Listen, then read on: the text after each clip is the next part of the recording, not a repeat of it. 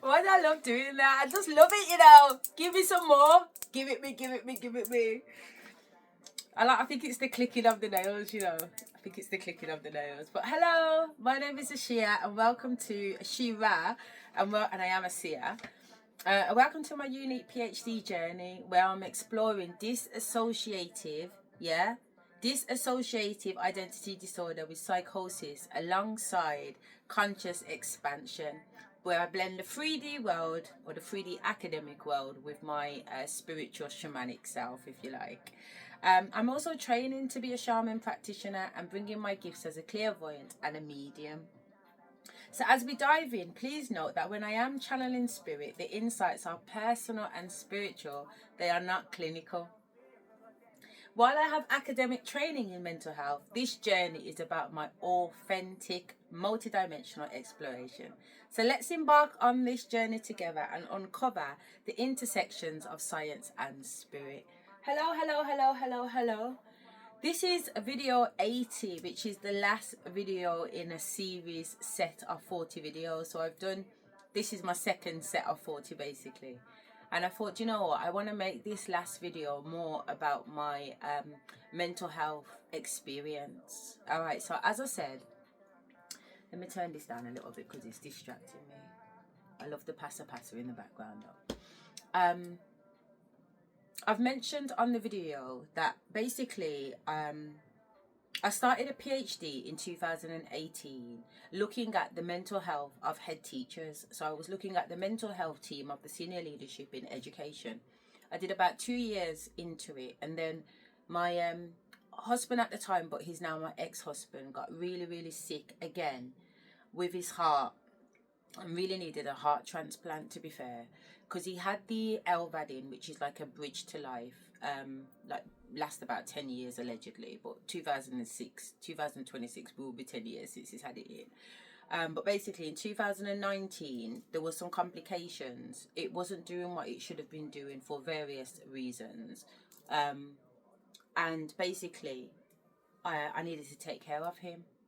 So I had to put my PhD on hold basically, and when I went back to do it in 2025, they said to me that I couldn't carry on where I left off because my supervisor had left the university. I needed to allocate new supervisors, blah, blah, blah.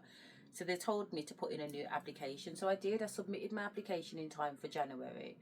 And then just before October of this year, I found out that my application wasn't successful, which is really bizarre. But the reason why is that I needed one of these education supervisors from the education department within the university, and there just was nobody available apparently, even though I'm meeting with like the directors of the education department. But whatever, I said that I'm just going to do my own PhD, so that's what I'm doing. But I am both the researcher and I'm also the subject. All right, so while I'm researching mental health, I'm also the subject as someone who has actually been sectioned under the Mental Health Act. Now, the reason why I believe I was sectioned, I know, and that's because I was going through a spiritual awakening that just literally, I struggled to really seriously, I struggled to determine what was actually my reality right now here in time and space, and what was multi-dimensional realities, multiple universe realities, etc. And honestly, like the way I was flipping in and out of all of these ultra realities, I'll be honest with you, man, it did kind of throw me off a minute. But once I got into hospital, I was absolutely fine, you know. But I would say that I wasn't fine up until going into hospital, you know. Because honestly, but I'm gonna describe it. I'm gonna describe it, and I'm gonna like share my journey. All right. What I will say is that at the same time I'm sharing my journey, I'm getting some Christmas stuff ready for my last two.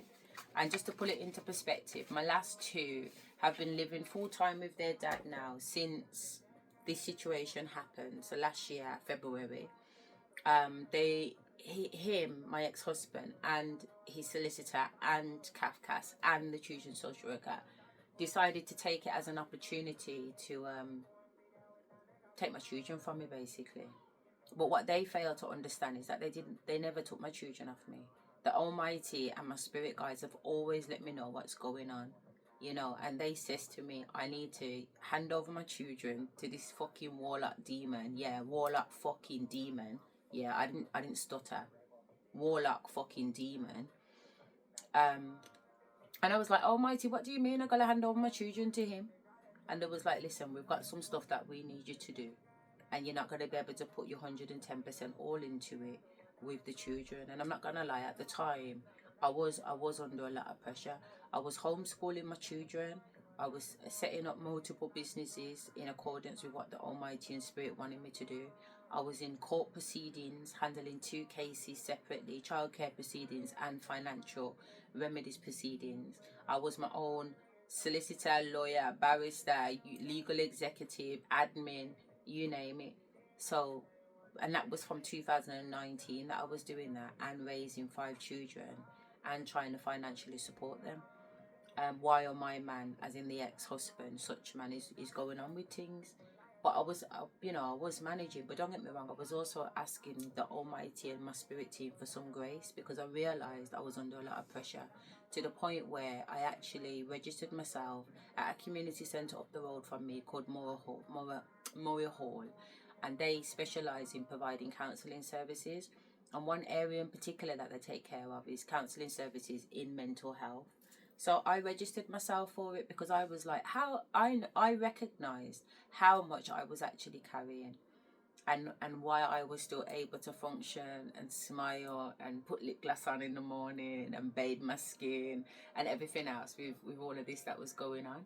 So I went for that mental health assessment, and even while I was having like my counselling sessions with my mental health lead, we do it on a Wednesday, and for some reason it's like I always had fucking court on a Wednesday. So I'd be on the phone to her on the drive to court, I'd be outside the court still chatting to her, I'd be alchemizing, I'd be bawling, I'd be laughing, you name it, every single fucking emotion. And then I'd go into court ready, basically, and she was just like, I don't know how the fuck you're doing it. You know, the way that you've departmentalized all these things that's going on in your life, and the way that you manage that over there and that's separate there, and nothing's really leaking in on anything. Like, the stress that I'm under isn't affecting my daily life. It's not affecting my mothering skills. It's not affecting the way that I'm treating people around me. It's boxed off. That's that, and this is this. So once I was kind of signed off certified, I thought, fucking hell, alright then. If the mad people, if the mad professionals don't think I'm mad, I'm okay. So my last session finished around the 12th of, no, sorry. Yeah, it finished the week before the 12th of February was my last mental health counselling session. On the 14th of February 2024, I flew to Africa and I went through Tunisia. And I spent a week there. And while I was in Africa, I'd already had problems with my eating. I was losing my appetite. I was under so much pressure, do you know what I mean? I really was. I could see that. And I was getting skinnier and skinnier and skinnier. So by this stage, I was in like a size 6, going into a size 4. And I'm like, nah. So I went to my GP and I spoke to my GP about it. I let them know what was happening in my life. I let them know what it was doing to my body, etc.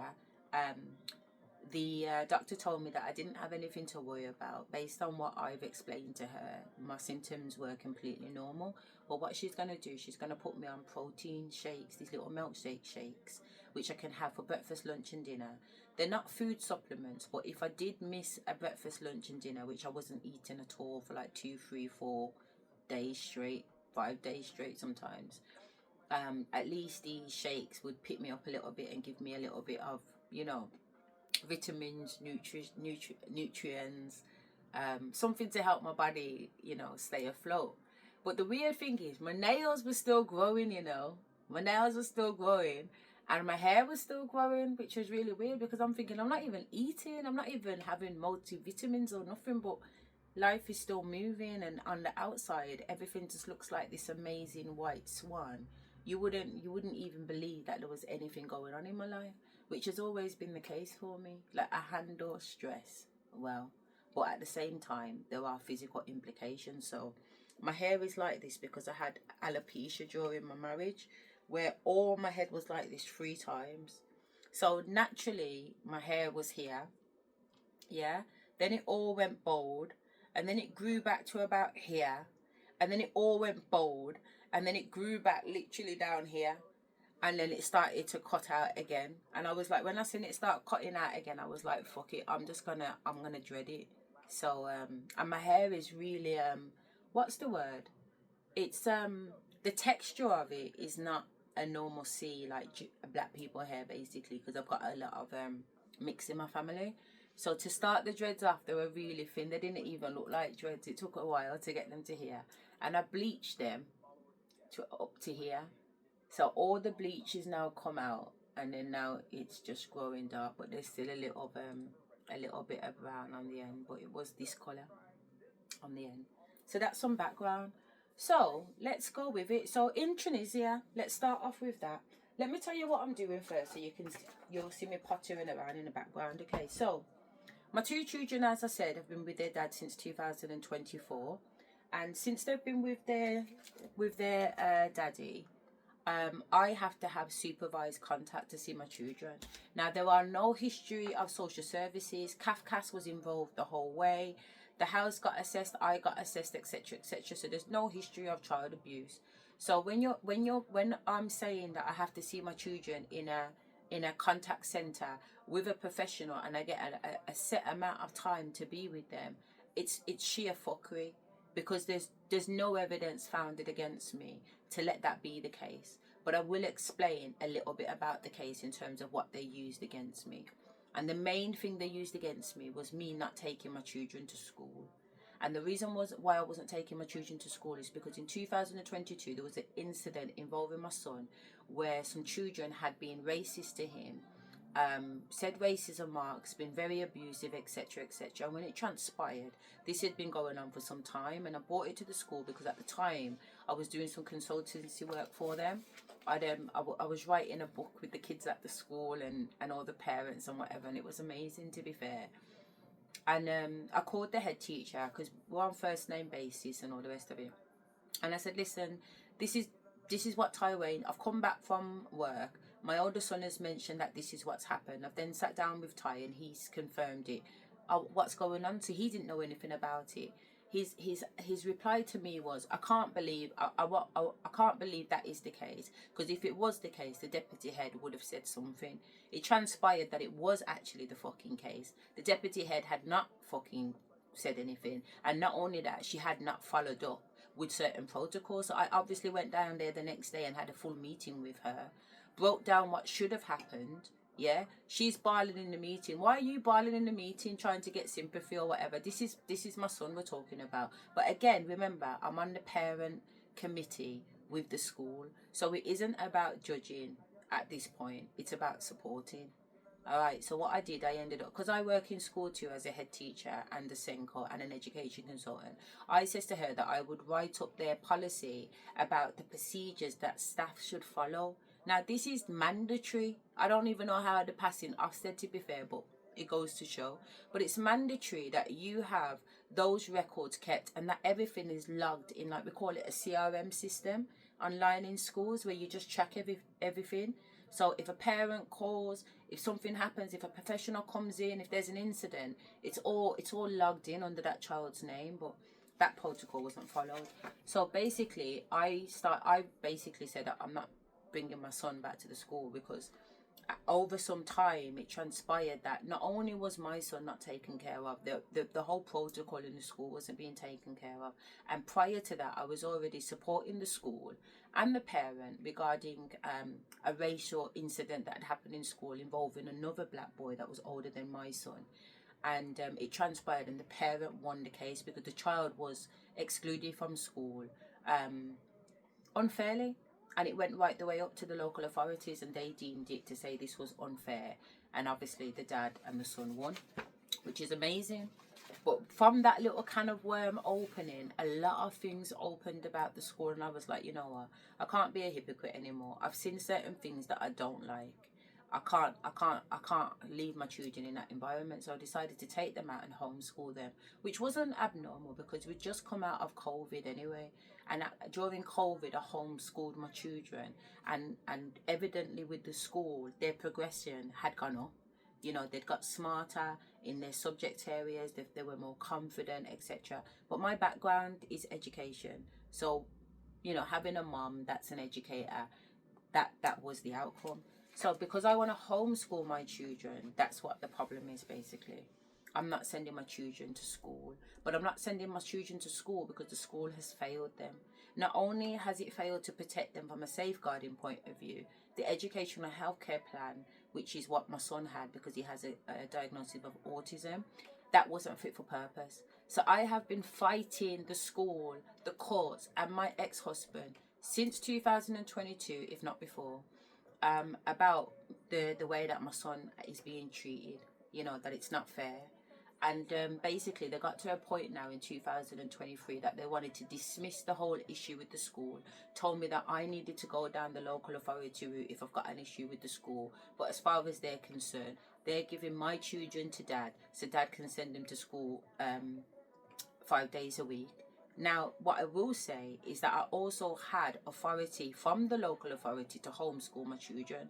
I had confirmation letter from Birmingham acknowledging that I'm homeschooling. And when I moved out of Birmingham under a different local authority, I had confirmation from that local authority that I had permission. Not that you need permission, but I'd notify them about homeschooling my children. The elective homeschool for where I live now came out in November 2023. Assessed my plan, that my curriculum structure and everything that I had organised with my children, said it was absolutely fucking outstanding. Says to me they can't make any recommendations on it because it's already top notch. Run with it. So I already knew that I had a good education set up.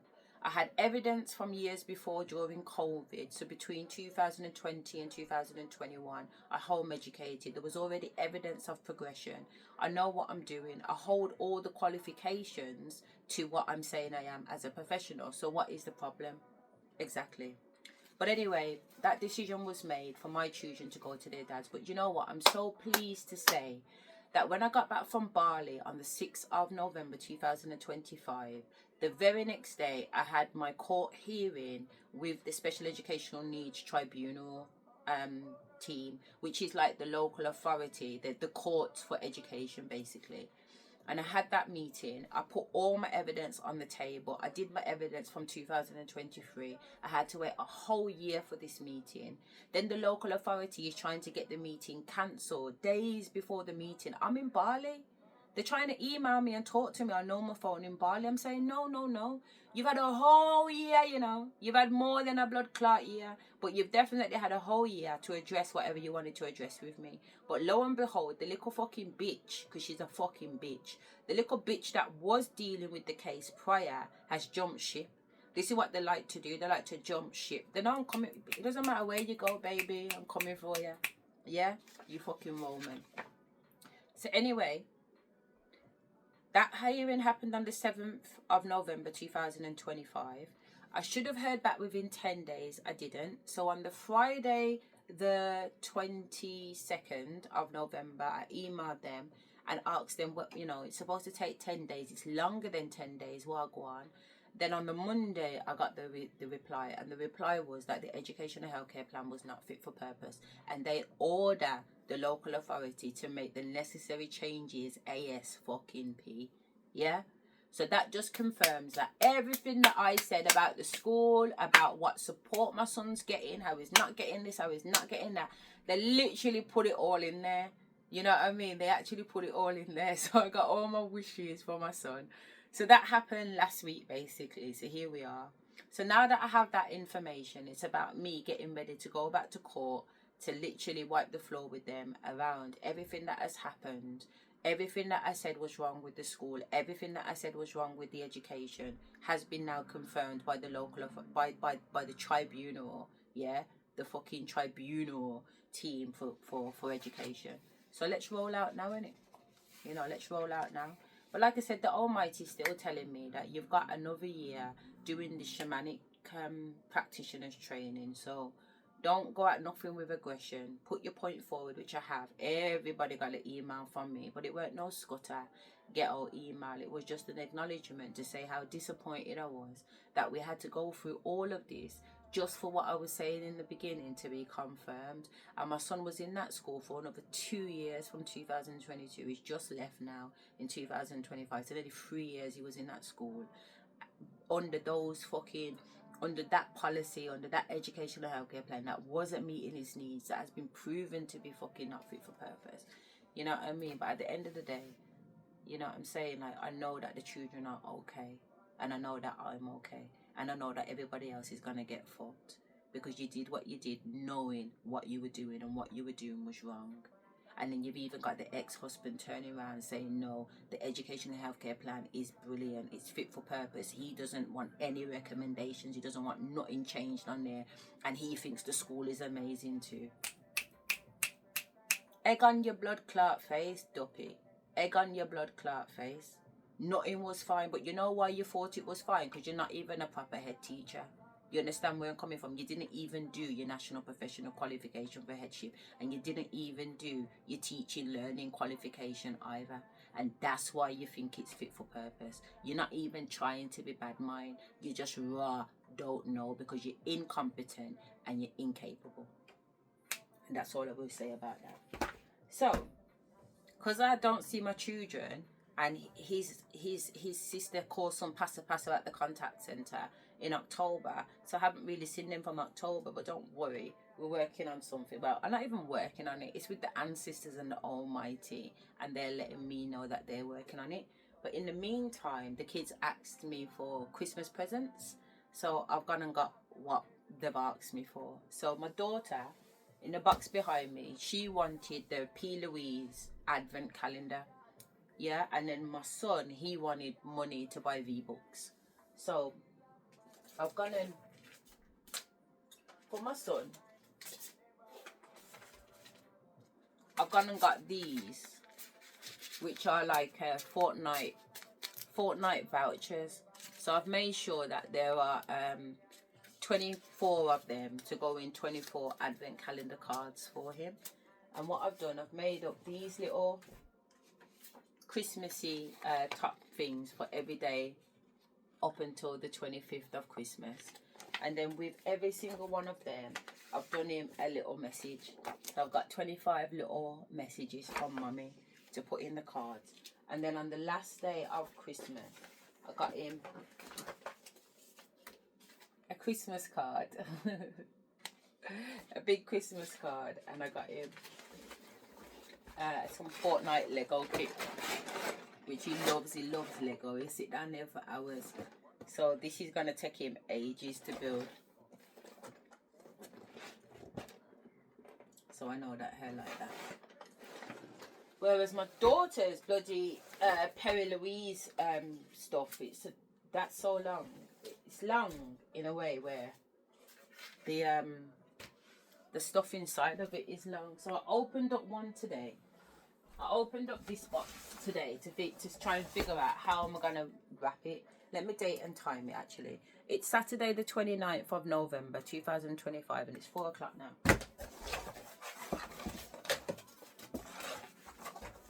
But look at this, look at this.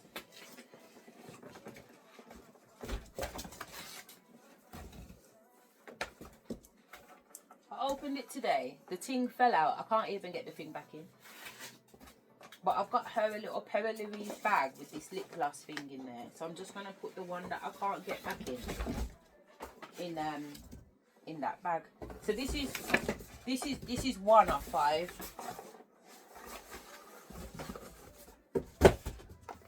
So it's like a train set.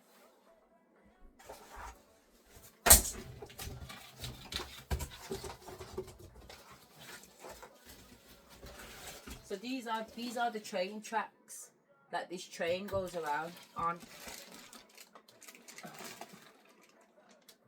Yeah.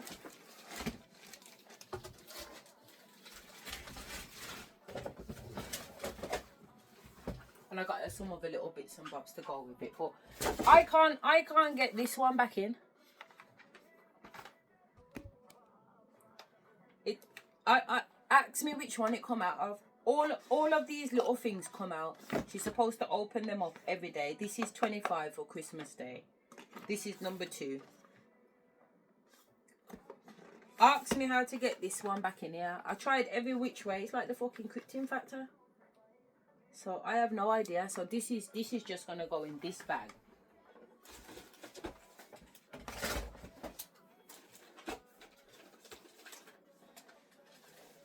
It's gonna go in this bag, and this bag's got these fruit boxes in there. But these fruit boxes are lip gloss. They're lip gloss. So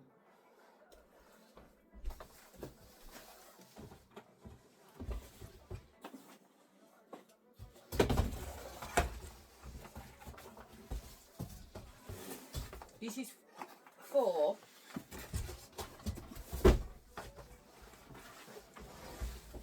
this one's free.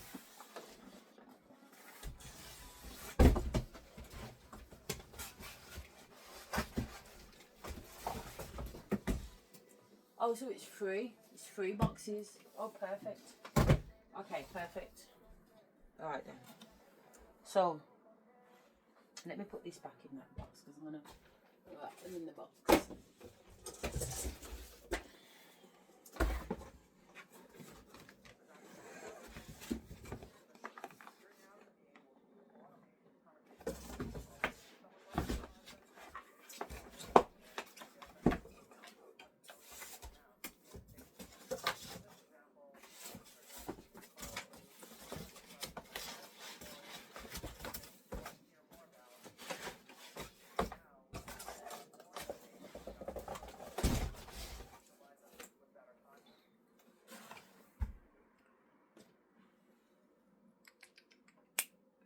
What am I looking for?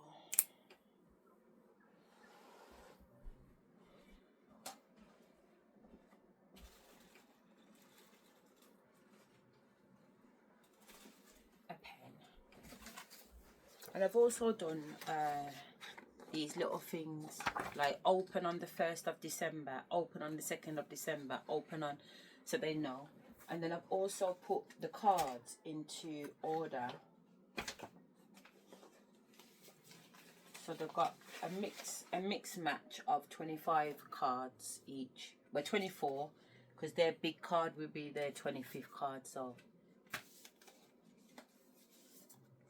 that's Shay Shay's Princess one, and that's Tywayne's one. Ty and Shay. So yeah, I'm gonna just literally do these while I'm talking about my mental health.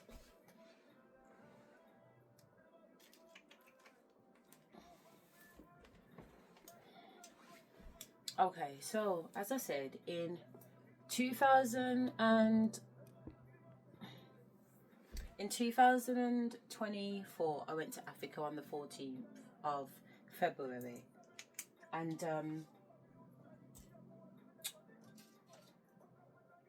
ancestors booked it on the Monday.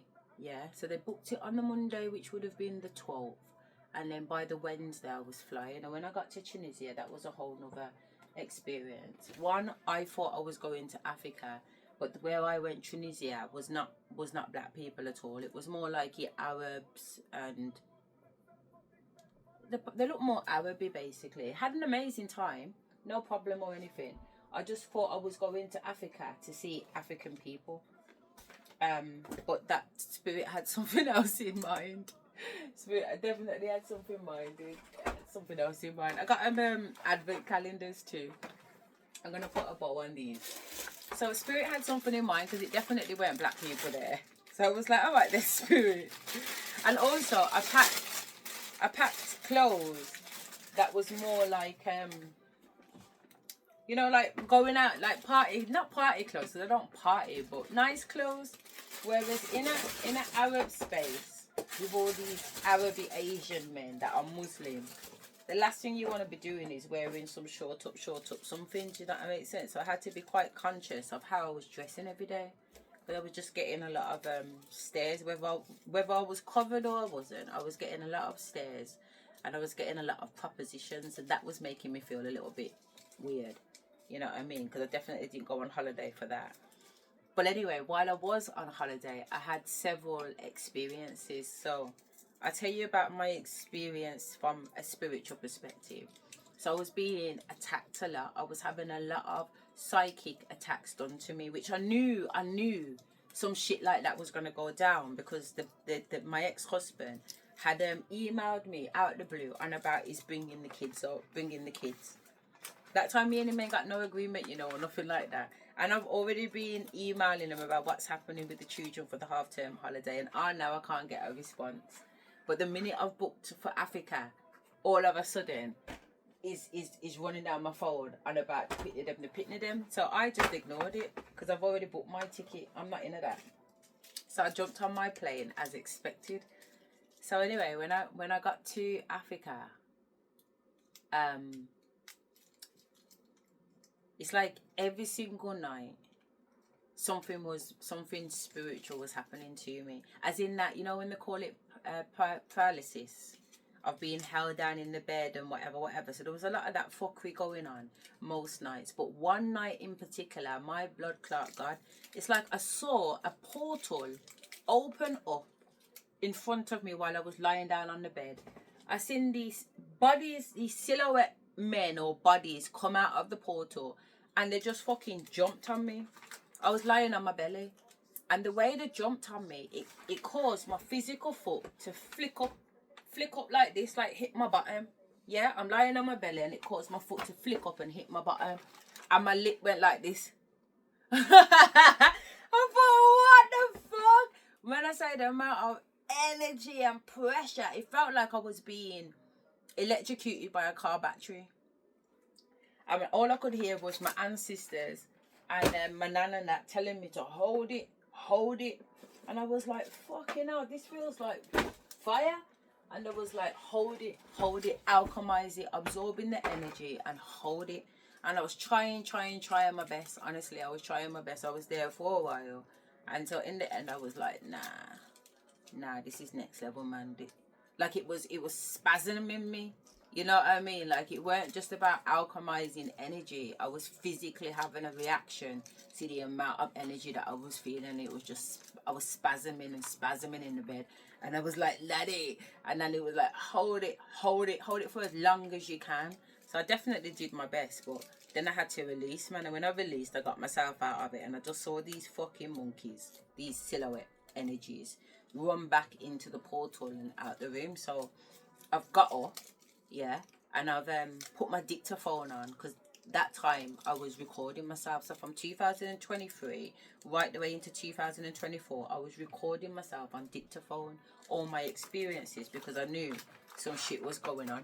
I was literally like, my son says to me, because the spiritual attacks had got so bad before I'd even left for Africa, my son had says to me, Mom, sleep with a knife.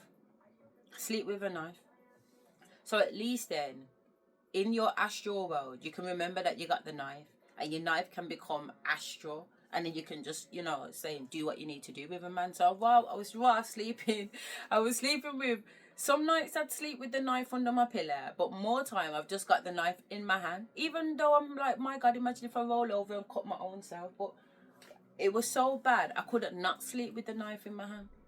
So that's what I was doing, just to pull it into perspective that these spiritual attacks was going on so rough with me. So when I got to Africa and I started to see how it was going on in Africa, like it was worse I thought it was bad in England. It got worse in Africa. So I'm going through all of these experiences on the night, and in the day I'm going down to the beach, I'm with the ancestors, we're chopping it up, I'm understanding what's going on. So the Sunday, of that week, I decided to take a walk along the beach. It's a nice day. And as I'm walking along the beach, I come to like where all the boats are parked, like the harbour, the dock, whatever. But they're all really nice boats, like yachts and stuff like that. Like the area that I'm in is a nice area, and the location is really nice. And I end up going on a boat ride on one of these yacht boat kind of things. And while I'm up there, I remember a vision that I had back in 2022 when I was crying about whatever, lifing. I was crying about lifing. And my higher self came to me in a vision, and she was on a yacht. And she says to me, yeah, you carry on crying. You carry on crying, because you see those tears that you're crying now, those tears are going to get you here, she says to me. And I looked at her and I thought, Ray, I want to be where you are. She's drinking champagne, she's on this yacht, she's doing her thing, don't get it twisted. I was like, fuck no. And they was telling me, yeah, it is a hard road, but when you come out of the hard road, believe me, nothing but up top. So I was like, fuck it then, alright then. From I seen that vision, it gave me hope to carry on. So that's what I did. So when I'm there now, is this Thai range one? I'm not sure she is, yeah. When I'm seeing this vision now of me on a boat, I'm just like, amazing, amazing, amazing. But then what transpired from that vision was now me in Africa getting on this boat. That woman's where I got my old coat on, you know, on the TV thing. You see, it's from Mango. Can you see her coat with the little studs on that on there? I love that coat. I've still got it down. It's a nice coat.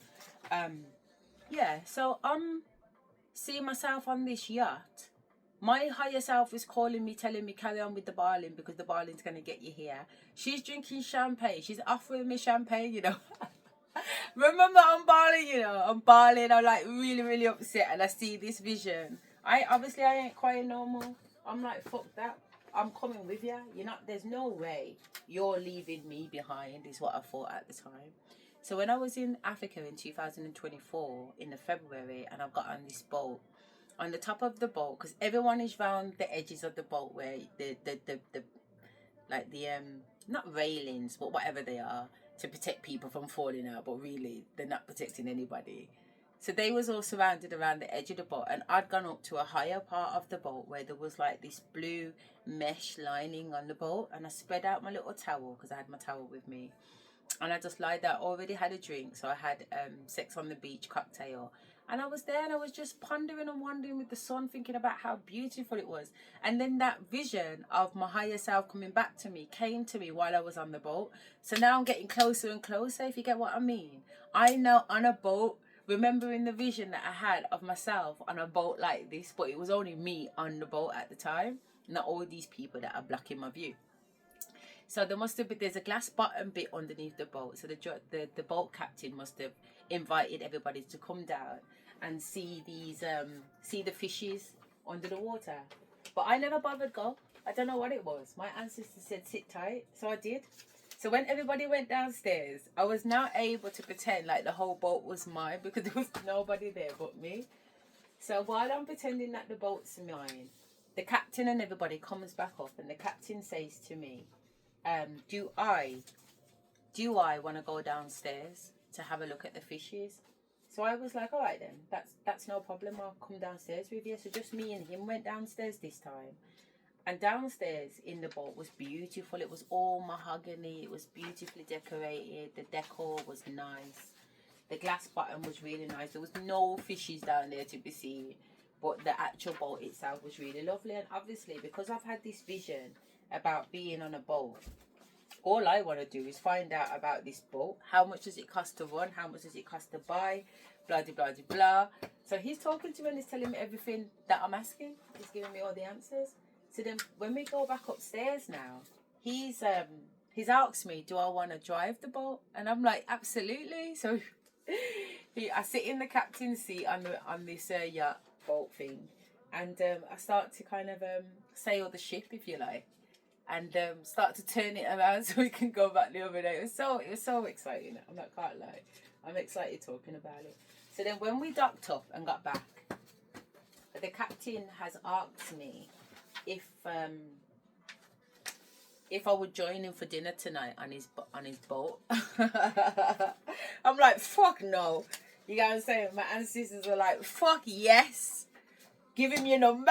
So before I even know, honestly, you guys think I'm, well, not that you think I am, but some people are going to think I'm joking when I say that ancestors come in my body and literally just take over. Yeah? But you'll see soon enough, Eric, because they want to show you what they're up to. But anyway, the ancestors basically gave this boy my number because I never gave him my number. I'm not even interested. Hello. So anyway, we've arranged to meet up the following day on the Monday for dinner. So when I get back to my hotel, I have a look at my phone. For some reason, Spirit's like, look at your phone and look at the calendar. So when I look at the calendar in my phone, I've left myself a little message from months ago, haven't I? And it says, great day. In fact, you know what? Let me see if I've still got it in my phone, because I wanna say it verbatim what it actually said in the blood clot message. Where's this phone now? There's one phone.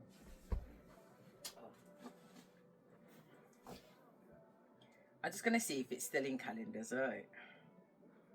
Because it made me fucking laugh. Yeah. 24, and it was February.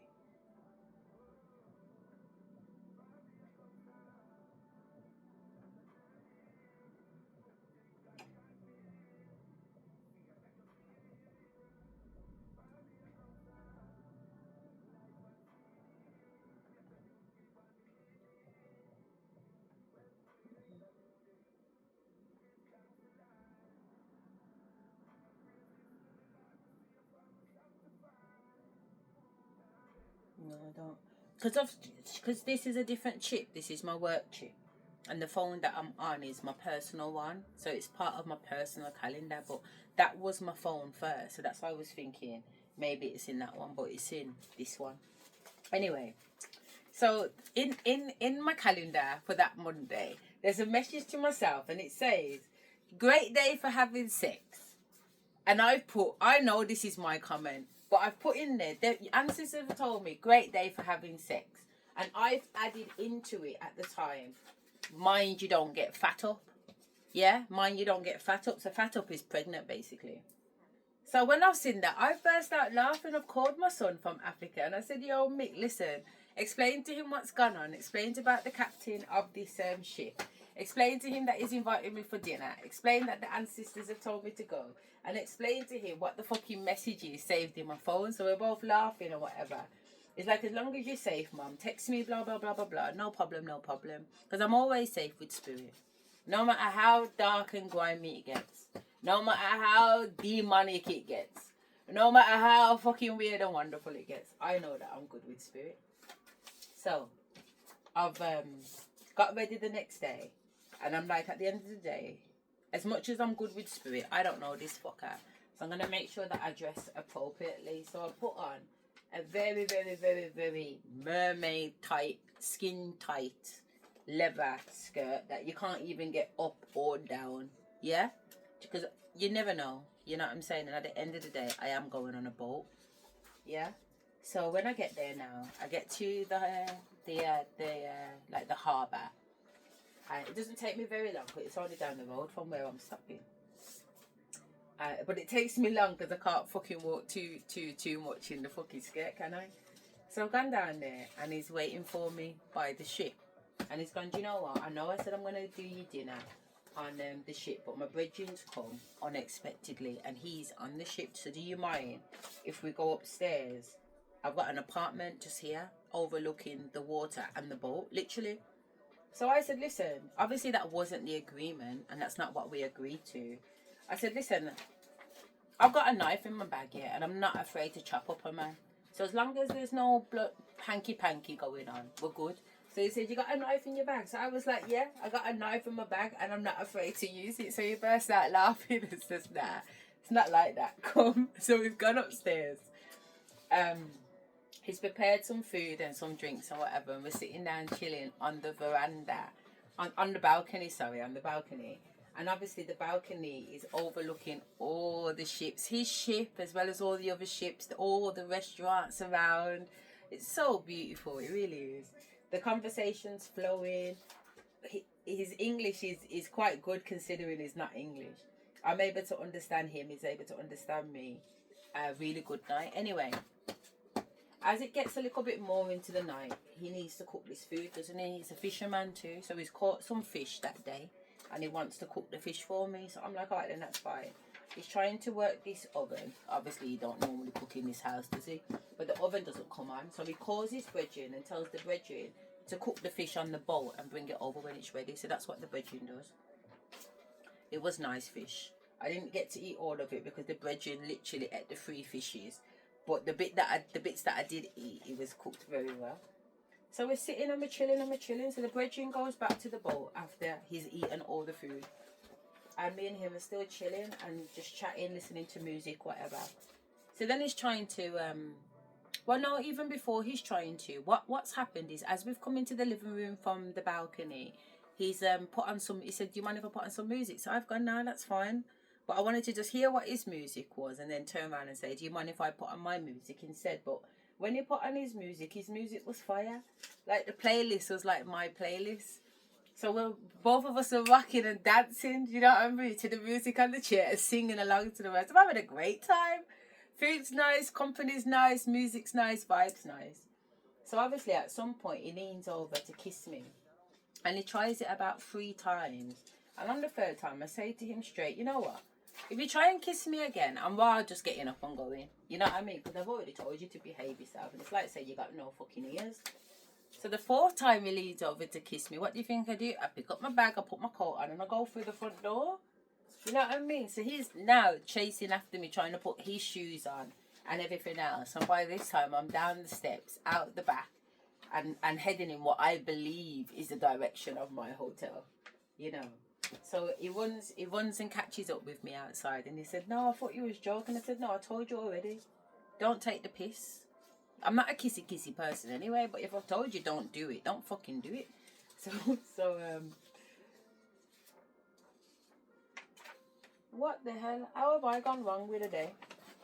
I'm on 22 just now, and there's 22, so that should be 21 to bomber clock. 22, yeah, 22 needs to go into this one. I need to pay attention to what I'm doing.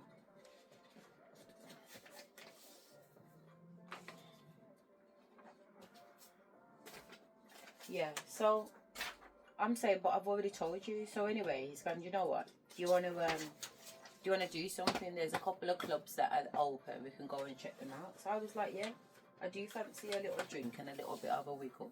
So come. So that's what we did.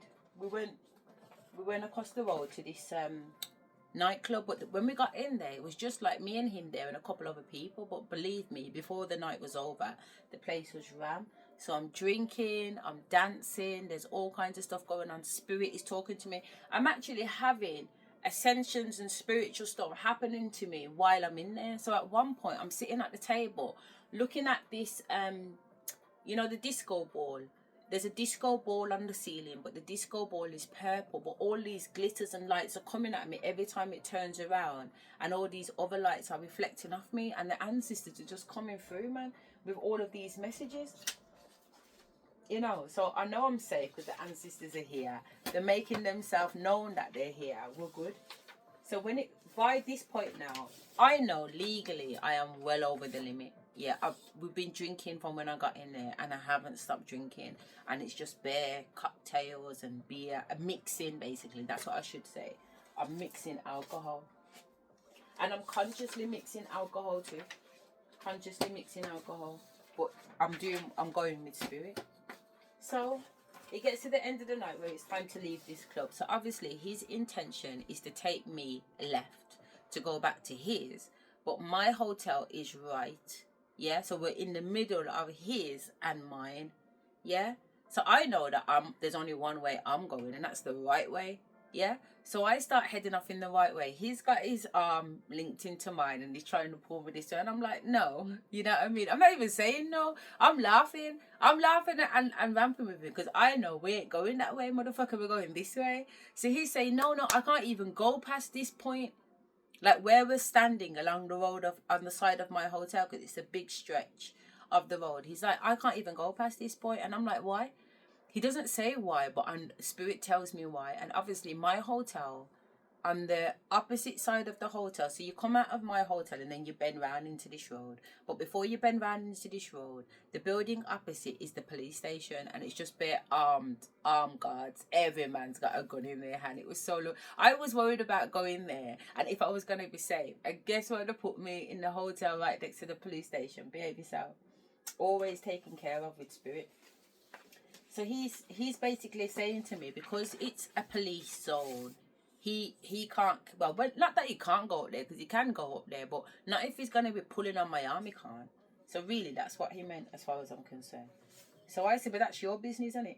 Oh, it's because I'm actually missing a 21. Where's 21?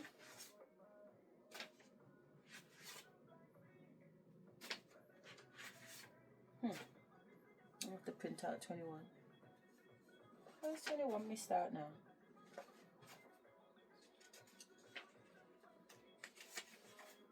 Yeah, okay. No worries. So I've done the 25. And each of them's got a little special message. So this is December 20th.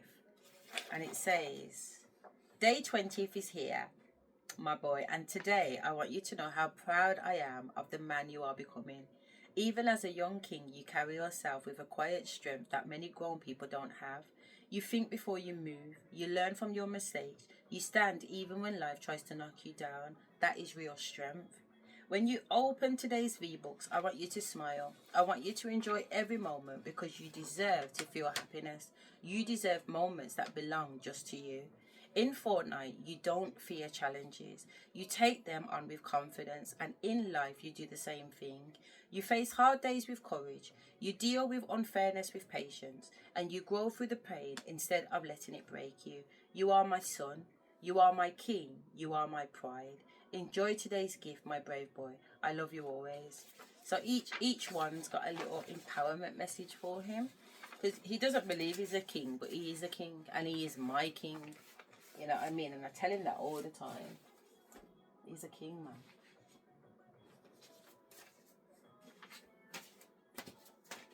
So yours are ready to go into your cards. Yeah, so he can't go up there because there's armed police up there, but that's your business, mate. That's not my business. So I tell him I'm carrying on, so I do. So by the time I get back to my hotel and in my actual room, I've walked and I'm absolutely fine, you know. When I say I've walked, spirit has walked. By the time I've got in my hotel room, I'm drunk. I'm slapping, I'm slurring. I'm trying to get the dictaphone because I want to record on the dictaphone what happened before I go to sleep. And I can just hear myself slurping all over the dictaphone because I'm fucking wasted. Do you know what I mean? And that's the thing about spirit. Like, even if I am drunk, spirit will still get me home. You know, spirit will still... I don't know.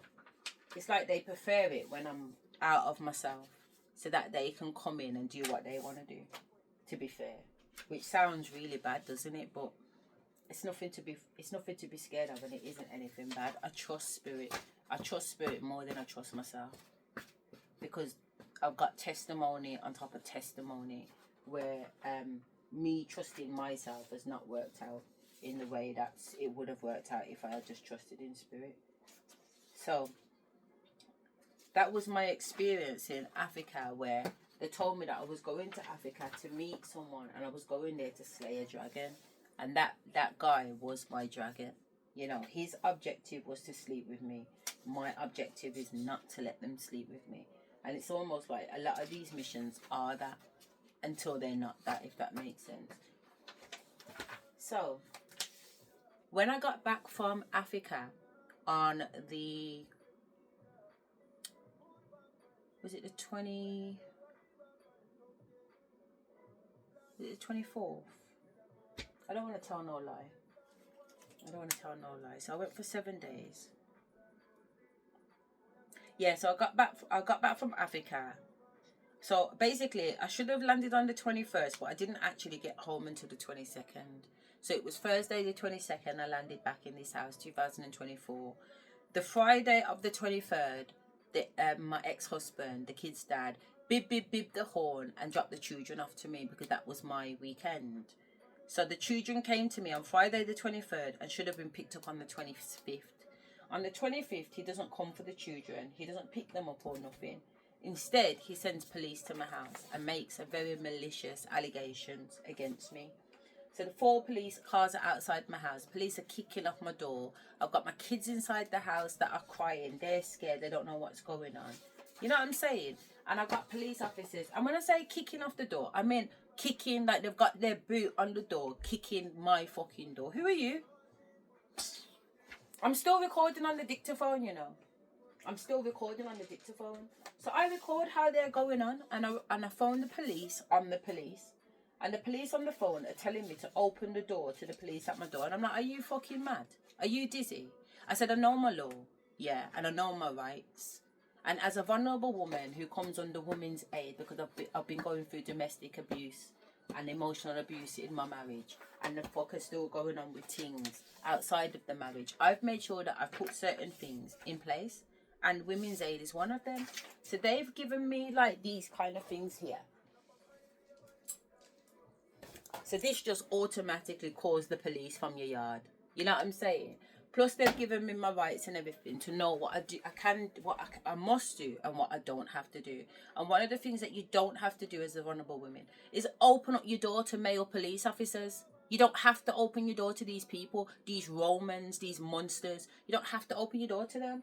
And I definitely was not opening my door to them, and I did not open my door to them. So instead, I opened up my curtains, opened up the windows so that they could speak directly to the children, see that the children were safe and well, etc., etc. They still wanted to talk to me. I'm telling them, you're not talking to me. Go and get a woman officer. And then I just walk out and still talking to these police officers on the phone. And then my big daughter says to the guy outside, did you hear what my mum said? My mum said, go and get a woman officer. And she shut the curtain back. So they've gone and got a woman officer. So at some point, the door's knocked again, and it's this female officer. And I've let her in the house.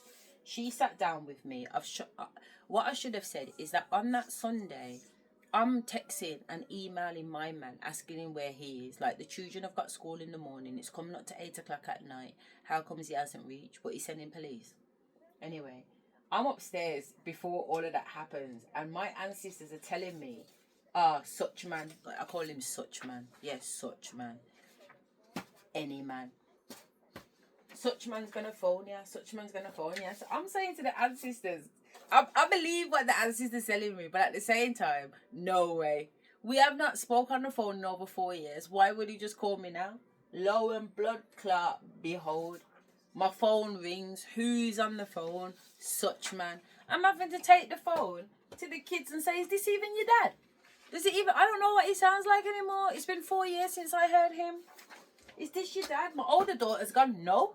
I don't know who the fuck that is, Mum.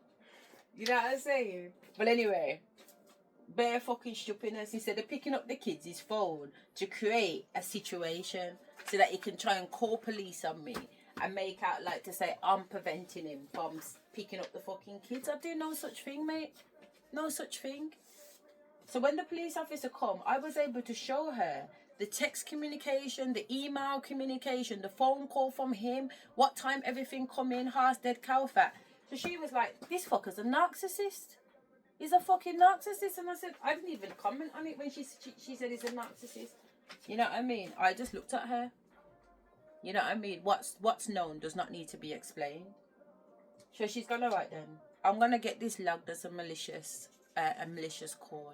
You know what I mean? This is obviously done maliciously. She said, do you mind if I walk around the house and speak to the children? I said, absolutely. She walked back through my house. She checked in the fridge. She checked in the cupboard. One thing about me, I don't want to have food and all them things in my house just because of how I was growing up with very little food in the house. So now, as a mum, I overcompensate on food and stuff like that. The children's rooms are tidy, there's clean bedding, there's toys, whatever. She can see that we've not long eaten dinner, so they're not starving or anything like that. And she speaks to the kids, and the kids are telling her, yeah, we don't want to go to school. We don't want to go to school. Why can't we just stop with our mum? We don't want to go to school. So my kids are going on with themselves. She's recording it on her cam, you know. All of this is recorded. It's all recorded on cam. You know what I'm saying? There's nothing strange going on in our house. We like to laugh, and we like to have fun, and we like to do silly little things, ain't it, with each other? So she was like, nah, it's getting logged as a malicious complaint. Don't worry, nobody will be back again, okay? I'll make sure of it. But the next day they were back. The police come back with him.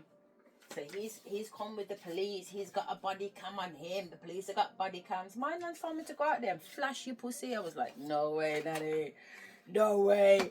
My nan was like, go out there and flash your fucking pussy, kid. I was like, nah. My nan said, listen, go outside and flash your bomber clock. I was like, I went outside and I went like this.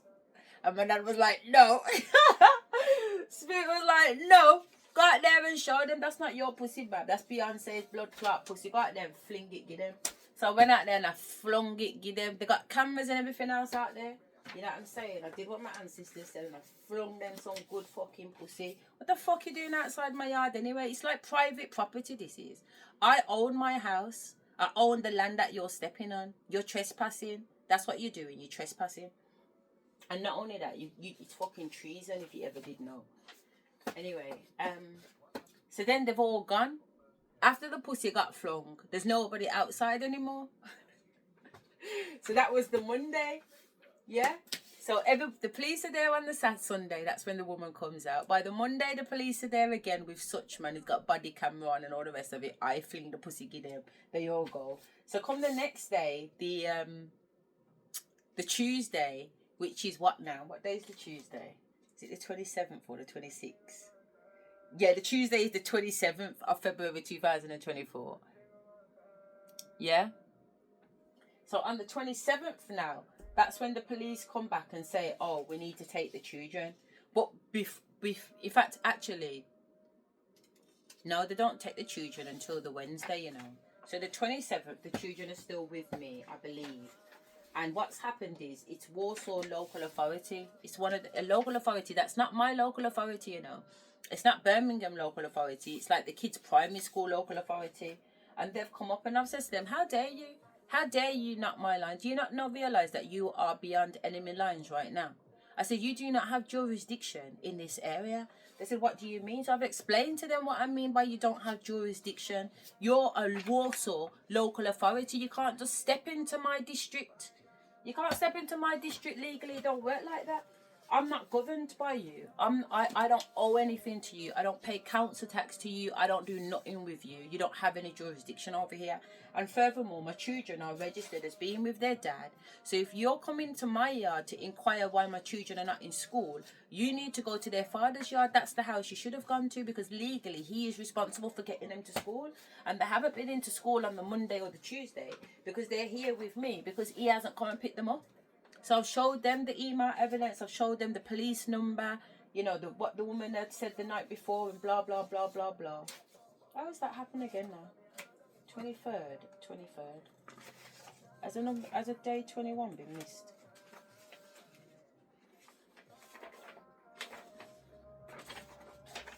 Excuse me. That's 21 today, but where's the... Yeah, another 21's been missed. So there's 21. 22 is this one. I wonder why 21's been missed on both of them. And then this should be 23. That's fine.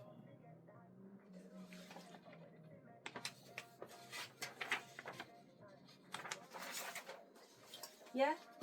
So when I've explained it to them, they're like, you're absolutely right. We're so sorry. We're so sorry. We didn't... The situation wasn't explained to us properly. We've obviously come up here and, you know, not knowing, blah, blah, blah, blah. And I've gone on... Because they've gone on like that and they've taken accountability and they've acknowledged that they don't have jurisdiction. I've let them in. I've let them in my house and I've showed them my lessons, stuff that I'm doing with the kids, the book that I wrote with the other school, what me and the kids get up to, the kids' menu, what we have on a weekly basis. And they've gone, fucking hell, man, this is amazing. We'd love this in our school. Do you know how many children would benefit from this? Blah, blah, blah, blah, blah, blah, blah.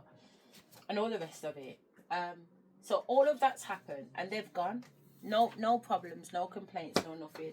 The kids are jumping around the house. They're excited and all the rest of it. The next day, on the Wednesday, is when the police come and take the children. Yeah? With such man, I believe. They should have gone from Sunday. It's Wednesday today. Just to put it into perspective. So all them days where the police was at my house, knocking down and going on with themselves, they've seen that the children are safe and well. But why not just take the children? Why not take the children and give them back to their father? Because their father should have picked them up anyway. What's with all this game playing? You come to my house, you're inquiring about the children. There's the children, but you leave without the children on 3 occasions. Make that make sense? Make that make sense? So they've taken the children. So after the children have gone, from the house, I think that's when things got quite significant for me, from a spiritual and a mental health point of view, you know. Because looking at the time, the children went by the 28th, yeah. That means we had the 29, because there's only 29 days in February this last year because it was a leap year. 29th of February, then it went into the 1st of March, 2nd of March, 3rd of March. By the 3rd of March, I was in hospital on being assessed on the assessment ward, yeah, for my mental health. So just within 3 days, which is really weird, you know, because when you speak to my kids, they act like somebody had to supervise me and stay awake all week. Well, it was 3 days. There's so much that needs piecing together, seriously. But just put it into perspective. In those 3 days, I've gone through an awakening like no other. I'm tapping into celestial beings. I'm tapping into beings that are alive in the 3D but are operating on the 4D. So their astral projected self is in my bedroom. I'm dealing with extraterrestrials. I've got Orion, star constellation, and the man himself outside the window. I got Dr. Malachi York in here from the ancient Egyptian order. So we're going way back from Tamaray Nibiru days. He's in here. I got a couple of the people that I've had codes and come in. They're in here. Axel's in here. So he's the guy that I was with first after my husband. He's in here. I got my son physically in the room. I got how many fucking white men judges in the... Bab, there's so much people in this room where I am right now. I've had to go and get my dressing gown and put my dressing gown on. It's me one in the blood clot room. But what I can see is so much more than me one in here, to the point where I realise that I'm in my room naked. Because if I'm in my room by myself, what's the point with clothes? What's that about? Do you get what I'm trying to say? No, we don't need clothes if I'm in the room by myself. I can just be in the room by myself. So I'm in my room normal, naked. That time there's how many entities around me till I start to feel uncomfortable and think, fucking hell, man, let me put on some clothes. Imagine you're so aware that there's so much spirits around you that you need to go put on blood clot clothes. I had to put on clothes, man. Real talk. Right, I'm putting these vouchers. So we've got £250 worth of vouchers, and there's a £10 voucher every day, and then on the last couple of days there's a £20 voucher. So 1st of December, we're going to a Christmas card. Now, ideally, I was going to write in the Christmas card, but don't you think that's a little bit long if I've already put a message? He can just use the Christmas cards and write to his friends, innit? Don't you think so? Or do you think I should have a little message on the inside of the card? I don't. I feel like the message is enough. Don't you think so? When it opens it, he gets a voucher. He gets a little Christmas message that says, 1st of December, it's the beginning of the month, so let's have some fun. Write a list of things that you are grateful for. So you've got the Christmas little message for him to do. And then you've got his little message from me. With all my love, with all mommy's love, and all of heaven's sparkle. You know. It's a good job I looked, you know, because that's Asherah's one. So 1st of December on that side is Asherah. And 1st of December on this side is Tyrone. Tie.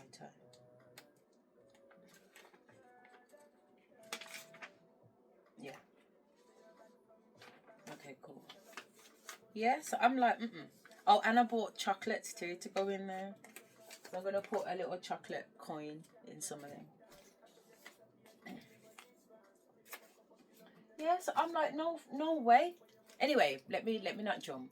So, it's February now.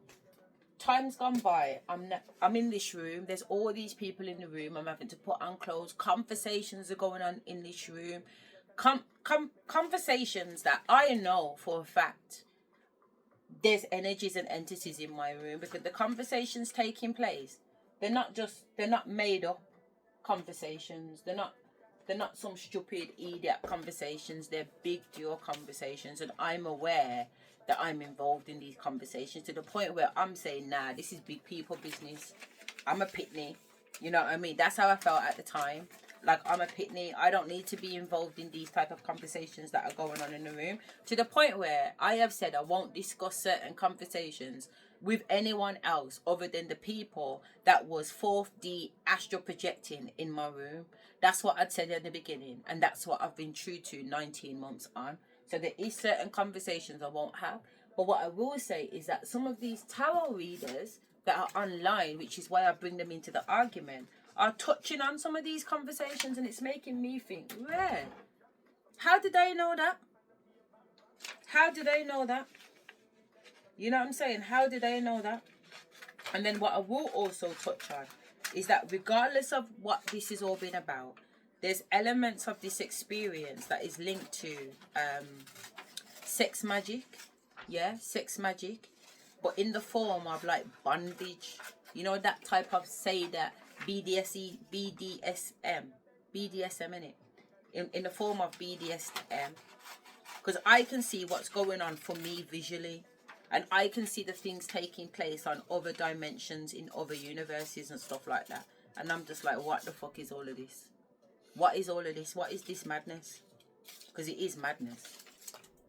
As in what I'm seeing. How can this be the case? So I've got little messages for them. So it says, open on the 1st of December. Merry Christmas, my King Taiwan. So one of these has to go on. Each one of these. I'm not going to lick every card, but I will just lick the bottom bit so that it's secure. And then that's what it will look like with one of these on there. And I'll just use a little bit of sticky tape to do it. So I got 50 of them to do the bumble cloth. It's all good. We'll just cut and just take our time going through. I love all of this stuff anyway. I love creative stuff and messing around. Yeah. So let me just try and cut this bit down a little bit, because I recognise that we're already on 111. I swear to God. I swear to God Almighty. I love you, man. Yeah. So we're already on 111. So I'm saying that there's all these entities in the room. There's conversations going on that I ain't got no business being involved in. They've got my kids running around the house getting involved in Masonic rituals. Oh, he's eating watermelon. I've got a watermelon downstairs. I'm going to eat it today. They've got my kids running around the house getting involved in all types of Masonic rituals. And I'm saying, no. What started off as me in my room thinking I'm being silly, talking to my ancestors and whatever else, is now turning into something major. You know, I'm being put through Masonic rituals in my bedroom, being knocked over the head. I've got police officers in my room, just all kinds of fucking shit. I'm like, what is going on? Police officers and all kinds of shit. I've got police outside, literally, and I've got police spiritually. And then what I've done, I've got him this little box. This little box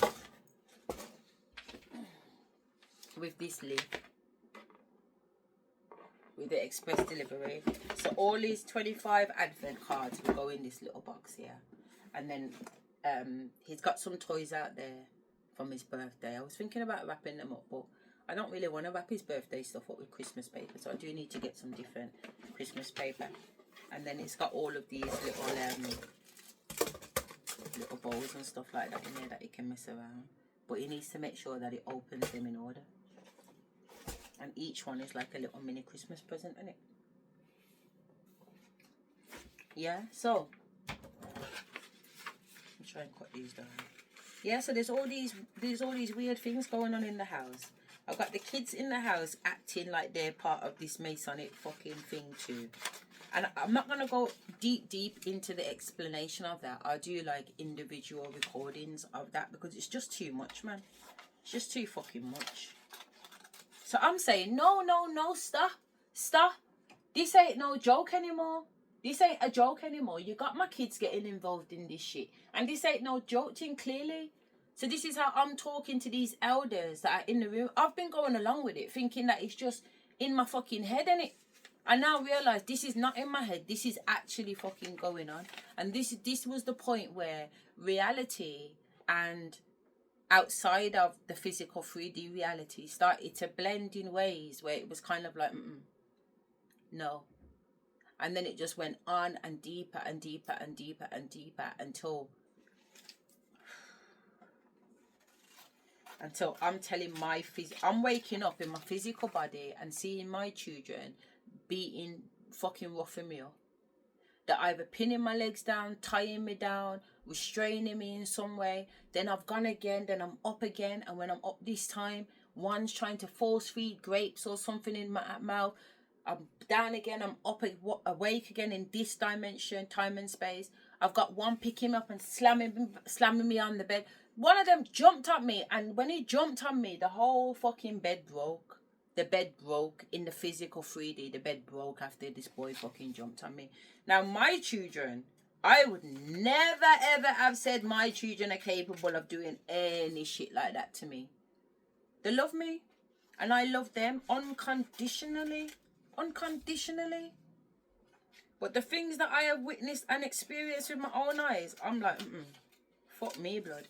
Even when I went into the madhouse, I was able to come out after 3 weeks, and I told them, nah, man, I'm stopping here another week, because at that time, I couldn't say wholeheartedly if home life was safe for me, based on what I'd already gone through and based on how my kids were acting when I was in the madhouse.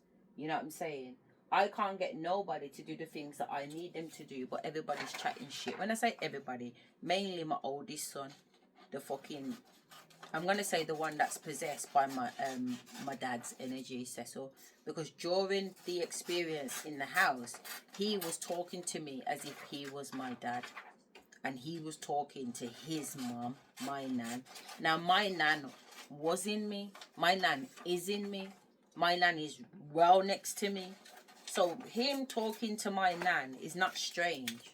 It's just strange when it's my son talking to my nan like he's her son. And I'm having to say, Mikhail, you're not Cecil, and I'm not Nanny. There's certain times when I'm breaking back into this time and space here right now in my room, and it's 2024. No, Mikhail, I'm not Nanny, and you're not Cecil. That's how I'm having to chat to my fucking son, to stop my son from trying to bust my ass in this room. Not even the blood clot toilet. He would let me get off the bed and go to the toilet. Every time I moved, he's picking me up and he's throwing me that down on the fucking bed. Can you imagine? I'm looking at my body and I can see that I'm skin and bones. And I don't know, when I'm back in this reality, I don't know the last time I ate. But now I do, because I can think about it. Because the last time I got something, the kids ordered me chicken wings, and that must have been about the 27th, 28th. Do you understand? But from that point there, I do not remember any food crossing my mouth. Not even the protein shakes, nothing. So up until then, I don't think I'd eaten. And when I got into the hospital and actually got put on a ward, and I was able to shower and see myself in the mirror and what I actually looked like, I could see that I hadn't eaten. I probably hadn't eaten properly since the Thursday when I landed from Africa, in all honesty.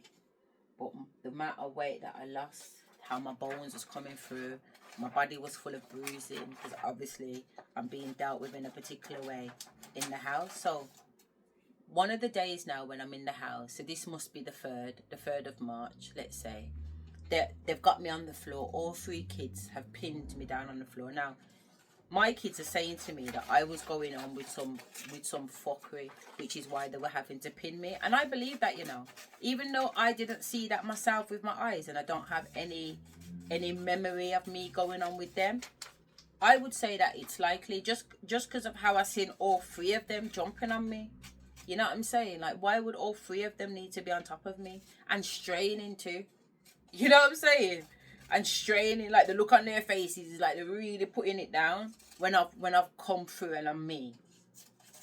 So I'm at one point when I'm on the floor, literally here on the floor, my head's up the top by the radiator, my legs have come to about here. This bed ain't in here. I had a single bed on the side there because this room's my little daughter's room. But obviously my daughter wasn't here at the time, so I'm in here. So I'm lying down on the floor. I've got my second son on this arm, holding this arm down and this leg. I've got my first son on this arm and this leg. And then I've got my 3rd child, my daughter, on my feet at the bottom. And I've come into this realm now, this consciousness. And I'm looking at them and I'm looking at what they're doing to me and how they're pinning me down and the expressions on their face. And I'm saying, nah, man. And I've started crying. And as I'm crying, I can see my daughter crying. I'm saying, why are you crying? Why are you crying when you're the one on top of me? Why are you crying when you're hurting me? What have you got to cry about? I said, if you don't want me, allow me, fling me outside if you don't want me. If you don't want to feed me, you don't want to take care of me, put me fucking outside. And I'll make my way to Asda and get myself something to fucking eat. But this is some joke thing.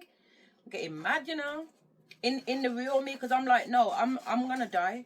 I haven't eaten, I haven't drunk. I can see that my body is very thin. I'm not safe in this house with these fucking monkeys that are my kids, by the way. I need to get the fuck out of here. So I don't know what happened. I don't know why. I don't know how. But as I'm lying here, I see through the door there, because the door was open, I see a white woman in green. Now remember, I'm jumping fucking realms here. I'm jumping universes. I don't know if this fucking woman is here or she ain't here. I don't know. If the truth be known, in reality, there shouldn't be nobody walking around my house. If the four of us live in this house and the four of us are in this room, who the fuck is that on the stairs? Bab, all I know is I've somehow got up with these fucking kids, and I've managed to get to the door, and they're dragging on me on the door, and I've seen the woman standing at the top of the fucking stairs. This white woman in a green paramedic outfit, and I've grabbed her and I've held onto her arm. I said, Spirit said, don't let go. I've gripped this blood clot woman and I've started to walk down the stairs with this woman in a green paramedic outfit. I don't know if she's real or she's not real at this point. I just know that I ain't letting go of her. And next thing you know, we've gone down the stairs and through the front door and I'm outside. I remember running to the neighbour Jim's house and him going like this and shutting the door on me. He shut the fucking front door on me. And I remember running back to the ambulance and getting in the ambulance. I'm actually in a physical ambulance. This ain't no joke. There is an ambulance. Yeah? Now my kid said, Mom, we didn't call no ambulance. They didn't call the ambulance. So why was the ambulance outside the house? It's a mystery. Nobody in my house knows why there was an ambulance outside my house, but there was an ambulance outside my house. And I jumped in that ambulance with these paramedic people. And then that's when they've started to conduct some type of assessment on me. And that's when I'm saying to them, listen, I told you, if you don't want me and you don't want to look after me, fling me out on the blood clot road. Just drive up there, ambulance woman, and just fling me out and I'll make my own way. Anyway, they took me to the hospital. My youngest children, as in my second son and my third child, my daughter, they've stopped at the house and my oldest son has got into the ambulance with me. And from a spiritual level, what's happening outside the ambulance as I'm going through this assessment in the ambulance, I can see my son and my daughter fighting. But they're fighting like it's fucking, you know the movie Hancock? And it's my man and the woman going in on it. And when they smash into things, everything's getting bent up. I can see the ambulance getting bust up and bent up.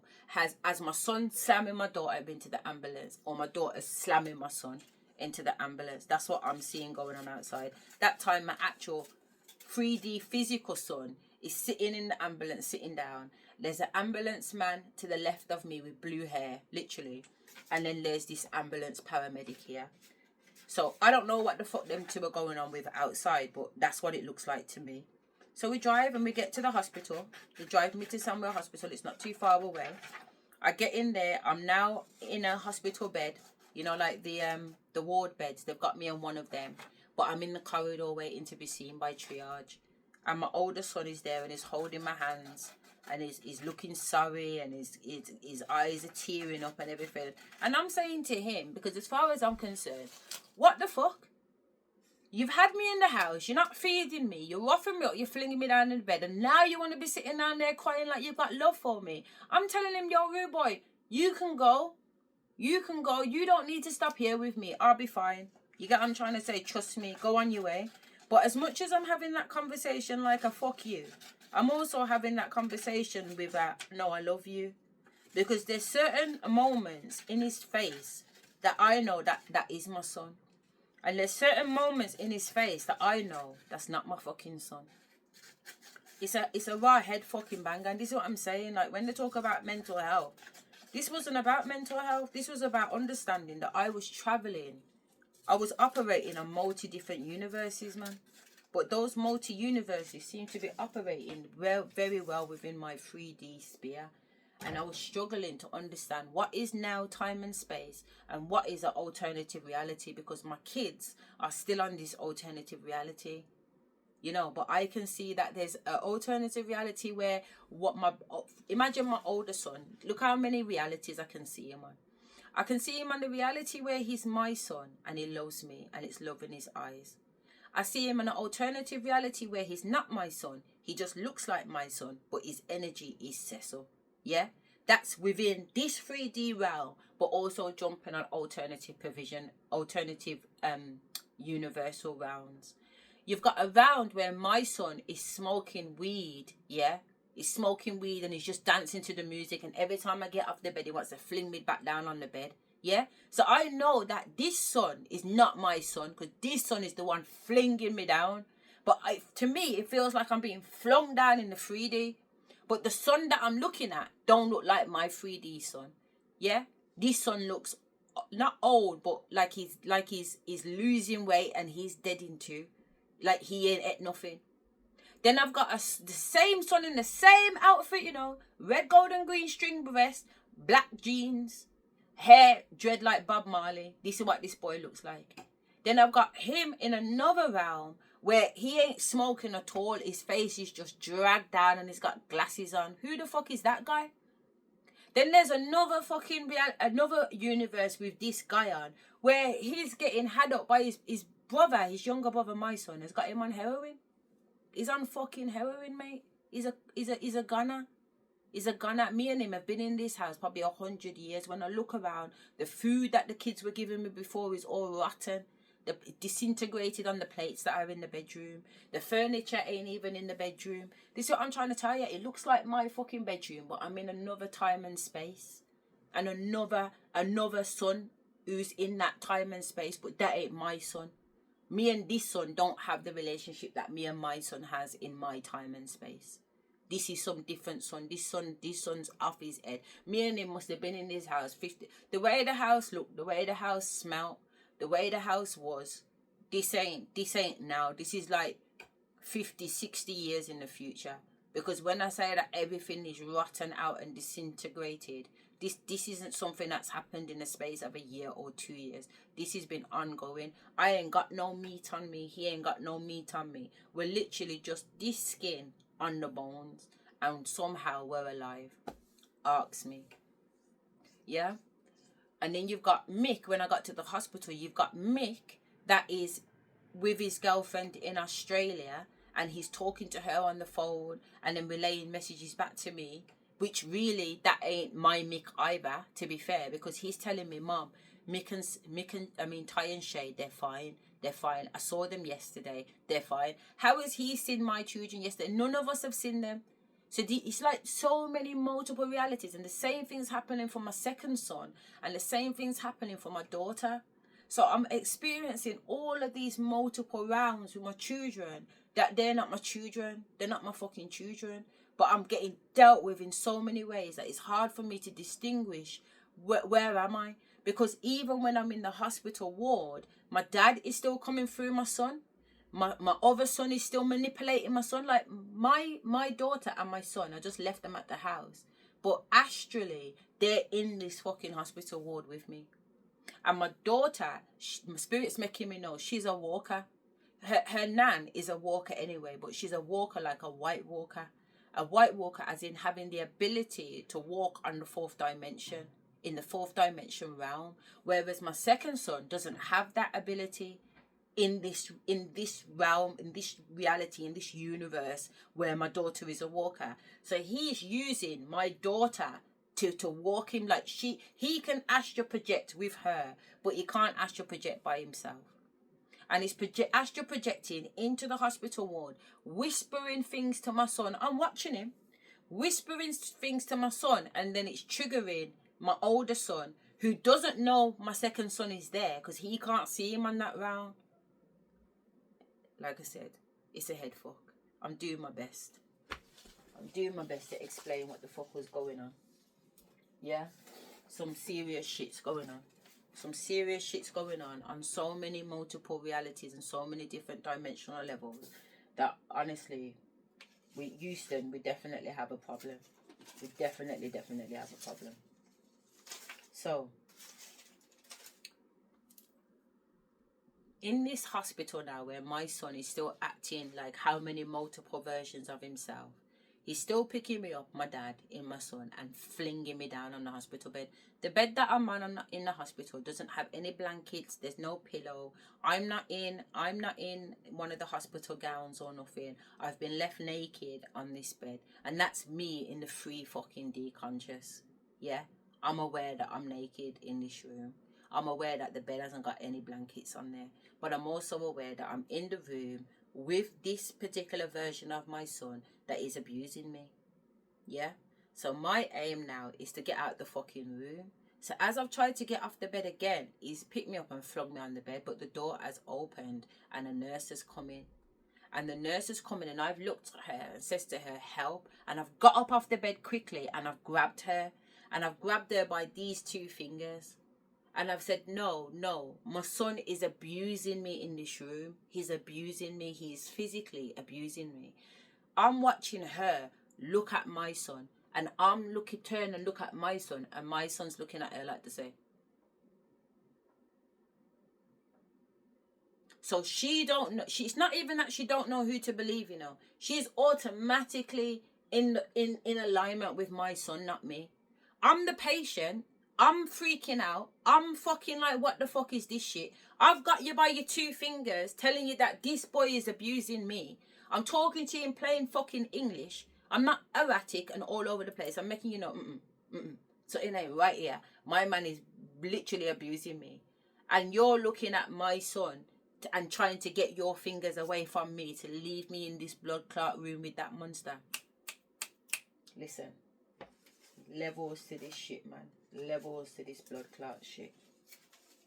The fucking bitch leaves me in the room with the monster. I'm like, Spirit, what the fuck is going on? What is going on? Spirit's like, listen. It's like I'm talking. It's like they've told me something about some money. Spirit has, and and the money's to do with our family in Leeds on my dad's side. And it's something to do with my dad's cousin Richard, who's also my cousin too. Like we're like this. Or at least we used to be. Like every time I go to Leeds, I just want to sit with Richard and chat, you know what I mean? Like, you know. But the last time I went to Leeds, I had a real weird experience with him. So it was 2023, I believe. I went up to Leeds for Christmas. And it was just moving dodge. Him and his wife took me out for dinner, and I went to dinner with the two of them, and it was just so weird, and I was sweating. It's a good job I brought a shawl with me, because honestly, my armpit was like this armpit was like this, the whole of here was like this, and when I'm working with spirit and there's shit going on, it operates like electricity in me, because we are electrical beings, aren't we? Like we operate on electricity. That's how our heart pumps. If you want to get your heart pumping again, what do? They pump you with electric in it and wake that bitch up. So from an electric point of view, when I start doing that, it generates water and it makes me sweat. And that's how I'm going on with this meeting with Richard. But I shared some confidential information with him. Because at the time, a guy had propositioned me and wanted to invest in my business. He wanted to put £200,000 in my business. For 51% of my business. I was like, are you having a fucking laugh and a butcher's? So I was telling my cousin Richard about it, and my cousin Richard was like, because he negotiates for Google, like he works for Google, so he does a lot of that stuff, and it was basically saying to me that I acted too hastily. You know what I'm saying? Like, don't tell a man to fuck off just because he's presenting an offer that you think is a piss take, put your offer on the table and understand the art of negotiation skills. So we were having this conversation up there, and he was, he was kind of like letting me know, listen, because it's this way, not that way. So I was learning a lot from him, but even though he was giving me some sound advice, because I'm also an energy being and I can feel people's energy, it's almost like an envy, jealousy vibe coming out of him at the same time. So even though I'm talking to him, I'm making sure that I'm not saying too much, because your energy is giving off a demon vibe, and I don't know why. What did I do with card number 1 to Bumbleclaw? Oh, I already filled it, didn't I? I already filled it and put it in the box. All right, safe. That's the 12th day, Asherah, not the 2nd. So, Asherah, Shay, TT. Okay, there's the 2nd. So fiddly. See, I've cut them so I can just pop them on, stick them. I should have got prick stick, but I was like, I've got bare prick stick glue at the house. Can I find a prick stick? No. You know what? I could probably just get away with one instead of taking it.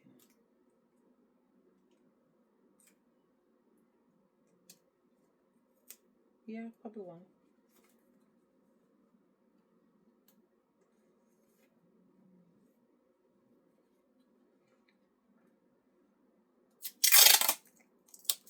I don't like how it moves around.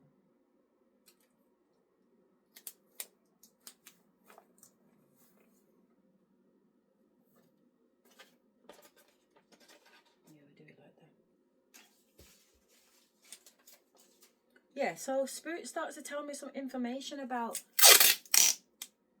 some money that's around and rare. So now, at this point, I'm calling my son Dad. I'm saying, Dad, I've explained something to him and he don't get it. And then something goes off in my head to remind me that my dad is illiterate. He don't read and write very well. So I've gone, oh yeah, fuck it. I said, yo, Dad, pass me the biscuits. So so my bed is coming out from the wall here, this single hospital bed. There's the chair that my son is sitting on, but at this point he's not sitting. He's standing at the bottom of the bed. And in the corner, like the far right corner of the room, which isn't too far, there's like a little sink area, some cabinets, and they put a little basket there with some biscuits there. So I say, pass me the biscuits. So there's probably about, I don't know, no more than 8 little packs of biscuits. So the red ones are like digestives. The yellow ones are custard creams. The purple ones are some shortbread with raisins in there. So there's like a different assortment of biscuits. So I've gone, pass me the biscuits.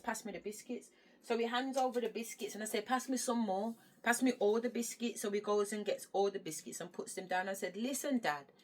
I said, this is Richard. This is Uncle Dennis. This is you. This is me. With the biscuits, you know. Yeah? And this is what's going on. There's money, Dad. There's money. And I know where the money is. Yeah? Richard's got something to do with it. Uncle Dennis has got something to do with it. So now, all of a sudden, the you that is my son, yeah, but is not my blood clot son at this particular moment in time. And he ain't been my son for the past 19 fucking months, to be fair, which is why I've had to tell him, you know what, you need to come out. You need to come out, Cecil.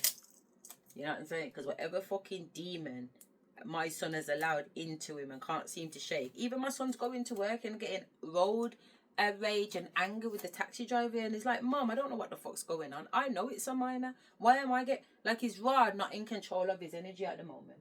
And that's what I'm saying. As long as he's in that state, I have to protect myself, man. Because God only knows what my dad's capable of doing in him after what I've already seen that he's done to me. So I have to take precaution as far as I'm concerned. Madness or no blood clot madness, I have to protect myself. I have a duty of care to me first and foremost. And that's what Spirit's made me know. So I'm saying, Dad, look, it's this, right here. So all of a sudden, he's paying attention now. My son Mikhail would not be paying attention to this argument because this ain't got nothing to do with him. And as far as my son would be confirmed, concerned. I'm still chatting shit, innit? It's the madness talking. Because why would I be telling him about Richard? He don't even know Richard good like that, my son. You know, we go up to Leeds and we chill with the family and everything, but Richard's my dad's first cousin. He's my second cousin. He'd be my son's third cousin. They don't have that relationship. My son has a relationship with Richard's kids. They are the same age. So even though my cousin's probably 10 years older than me, his children and my children are the same age. He's got 2 boys and a girl. I've got 2 boys and a girl, and then I've had 2 more after. But our first 3 children are practically the same age. They're practically the same age, so obviously the kids go off together, innit? But my son don't really know the dad like that. So when I'm saying Richard, my dad's standing to attention, what? So I'm like, yes, daddy, this is what I've been trying to tell you.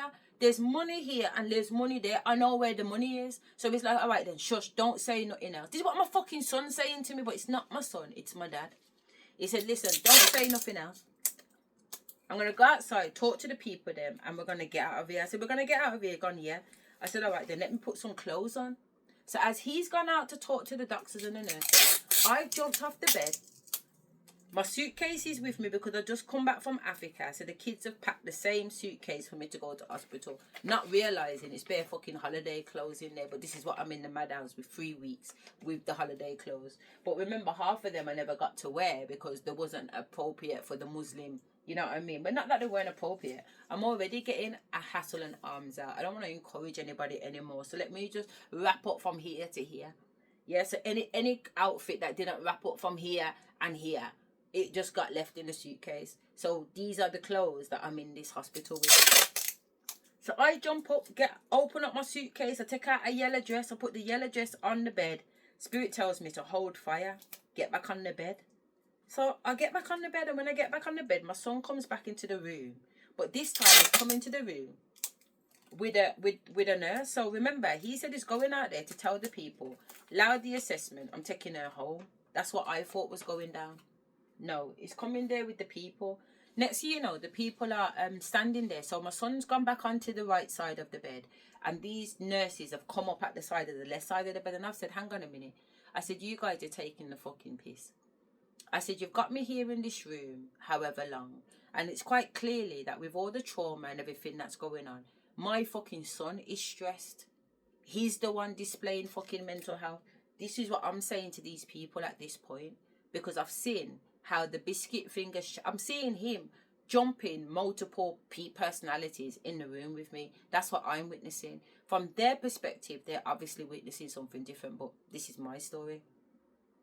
So I've gone, no. I said, I'm doing a PhD right now in mental health.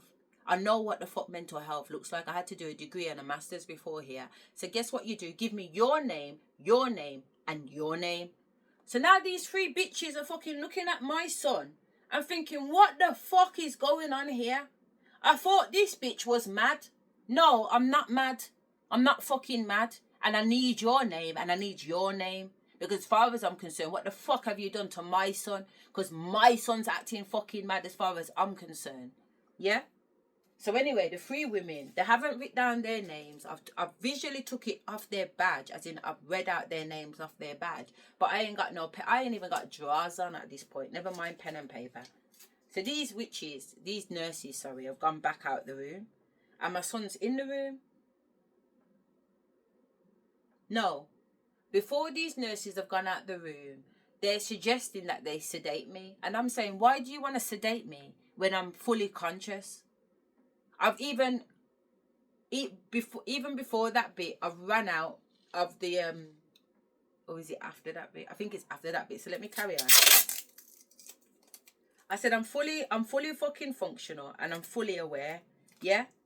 So, as I said, they're looking at my son and rare tear. Anyway, they want to sedate me. Why do you want to sedate me when I'm fully conscious? This is the bullshit about the mental health service, man. I'm telling you, man. I'm telling you, man. This mental health system is set up deliberately for those people that are waking up. Trust me. It's for those people that are spiritually remembering what the fuck we come here to do. Yeah? That's what the mental health service is for. To lock up people that are waking up to prevent the wake up. Get them on drugs. Get them sedated. Get them locked down. Get them in a padded cell. We can't have them walking up and down talking about the Almighty, talking about fucking crimes against humanity, talking about celestial forces. Get them locked up. Get them locked up. Yeah. Is that what it is? So, my son saying to me, but it's not my son, it's my dad, about getting sedated. So I've turned around to my son and said, listen, son, yeah. No, I'm jumping timelines. Well, I'm jumping situations. Let me just stop a little bit, yeah? So Cecil's there, because it's Cecil, not my son. These nurses have come in. I've pulled them all up about what's going on here, and I'm going to need to know their names and everything else like that. They're looking at this Cecil here, like to say, what the fuck's going on, yeah? Remember, Cecil says to me that we're going to get out of here, you know? No. Cecil's intention is to get these motherfuckers to sedate me again. Yeah. So there's half of me that is aware that this is not my son. But there is a half of me that is aware that he is my son. So I turn around to my son and says, but it's Cecil, my dad. Spirit's telling me I can't die. They're telling me no matter what, they can't kill me. You understand where I'm coming from? I cannot die. So whatever they're fucking injecting in me, it can't kill me. Yeah? So I say to my son, or my dad really, like, it's almost like, would me having this injection make him happy? And he's basically saying to me, yes, have the injection, and I know I don't need this injection. I know I don't need to be sedated or nothing like that, but there's a lot of fuckery going on in the room, and there's a lot of fuckery going on at the time. So my ancestors say, agree to have the injection, because I'm fully conscious, you know, I do not need to have this injection. If they want me to have the injection, then what they would do is restrain me and inject me against my will. Yeah? That did not happen at this particular point on the 3rd of March 2024 while I was in the Sandwell Hospital assessment section of the ward. Yeah? So I haven't been brought to Fiery House just yet. I'm still in the hospital like it's A&E, but it's not A&E. Because when I ran out, I seen where I was, and where I was not blood clot A&E, but we're not going to go there just yet. So I end up having, I'm holding my son's arm. He's standing up at the end of the bed. I'm sitting at the edge of the bed like this, and I'm holding my son's arm. And I'm like, son, but dad, if I have this, this is what you want. You know that I don't need it, but you're saying to me to take it because you think I'm unwell. He's gone, yeah. I said, all right then, say no more. So I've let the people inject it in my arm. So because it's a sedation medication, I'm imagining at some point I've fallen asleep or something. But to me, what's happened is I've woken up in something that looks like the morgue to me. I'm on one of those silver beds, you know, the stainless steel bed things. They're not even a fucking bed really, but where you would put a dead body. I've woke up and I'm on one of them, and it's just me in this room on this silver fucking mortuary bed thing, and I've got Nanny. And I've heard my nan come in and she said, you're fine. We told you already you're not dead. They can't kill you. We put the markings. They put these markings on my hands. They cannot kill you. We've marked up your body with certain things. They cannot kill you. I didn't have as many as I do now, but these ones I definitely did, and obviously some other ones. So I'm like, all right then. So it's like I've gone back into a state of subconsciousness. And then when I've woke up again, I'm back in this assessment room with no covers on the bed. So as I've realised I'm in there, I've gone and run off the bed. I've run off the bed and I've opened up the door. You know what I'm saying? And when I've opened up the door of my little cubicle room, because I'm in one room by myself, Mick's in there, my son's still there, but I've got off the bed and run to the door and opened up the door. And as I've opened up the door, there's women outside. There's about 3 women outside the door, but they're all sitting at this desk on the phone. And I'm hearing my ancestors say they're not even on the fucking phone. So I've snatched the phone out of her hand and listened.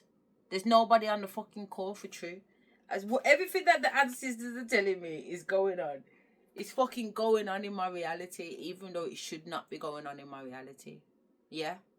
And I've walked around this desk past these people. They're all looking at me. I can see all these individual, they're not rooms. They've just got the curtain around them, but they're like individual cubicles. And everybody is old. Everybody's white and everybody's old. I'm young. Why am I on this old person's ward anyway? And it's not a mental health ward because these look like elderly patients. Or maybe they've got dementia. I don't know. I can't speculate and I wouldn't want to speculate. I just know that everybody in these beds was old. So I've walked around the ward. You know, usually there's a circle to go around the ward. Well, not usually, but at this particular ward it was. You could go around full circle and then come back up. But before I came back into my room, there was like a little seating area there. So I sat down and my son has come and sat down with me and he said, yo, mum, I'm telling you now, man, I didn't even know if you were going to come back through. You know what I'm saying? I'm glad you're sitting down here. You know how long I've waited to hear you and know that it's you talking. Because I tell you something, it has not been you. So he's experiencing me as a multiple player. And I'm experiencing him as a multiple player. While we're still in one dimension, but experiencing things on multi-dimension. And my son's just like, nah, mum. What the fuck? What the fuck? Even when at one point where you were talking normal, I thought, fucking hell, yeah, we can get out of here now. She's good, she's back. Nah, you went off again, mum, what the fuck? And I'm just sitting there listening to him, sitting on the side. I'm eating a little bit of a biscuit because I am conscious aware and whatever else. But I also know some fucking shit's going down. I've just took the phone off the woman. There's nobody on the phone. Nobody hasn't grabbed me. Nobody hasn't shouted at me. Nobody hasn't said, hey, give that lady back the phone. Nothing. They've just let me carry on with myself. And until I've come to sit down at this place and it's me and my son talking. So after we chop it up outside for a little bit, we go back inside my the little cubicle what I'm in. But mine isn't covered with curtains. It's actually got a door on it, you know. So it's like a little private room. Coincidence. But maybe because of how I'm going on, they thought it would be safer to put me in a room. And again, I'm not here to make any speculations. I'm not even here to judge the circumstances. I'm just here to share it. So now that I'm in this room, me and Mikhail aren't going nowhere. Yeah, what happened to me and you going? So I've sat down on the bed and I said, Mikhail, listen. Time and space, yeah. This is what you look like right now. Because this is the first time properly I'm seeing what I look like. And I look frightful. If truth be known, I look frightful. And I know I look frightful, but at the end of the day, I don't look as bad as the me that's still in the house after 50 or 60 years.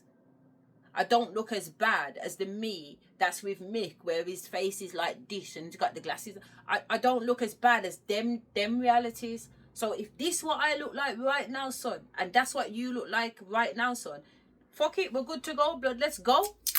Let's go. You know what I'm saying? So it's again, we don't go nowhere, blood. You know what I'm saying? We don't go nowhere.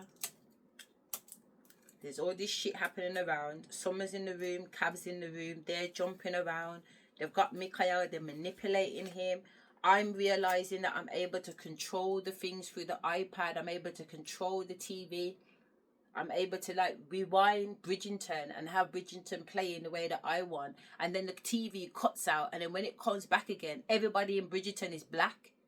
You get what I'm trying to say? Like, I'm changing the cast to a level where the fucking actors are changing. And then when I'm saying stuff, before the screen cuts out, you can see the actors looking at each other through the corner of their eye because they know what I'm saying. I'm saying, nah, that girl's a hoe. You know, the Bridgerton sister who first got married, because there's something about the brother selling her. Anyway, like I said, no point me getting into it. You know what I'm saying? But no, don't marry her. She's a loose gal. So while I'm in my room thinking I'm chatting to the TV, as I always do every day, because I love to chat to the TV and be like, nah. Or if it's something scary, don't be dumb. Don't go down there. I'm one of them ones. I'll be in the cinemas and chatting out. So I'm doing my normal thing, chatting in my bedroom to the TV. And then I'm realizing, lo and behold, the TV is responding to my fucking comments. How fucking scary is that, for one? Yeah?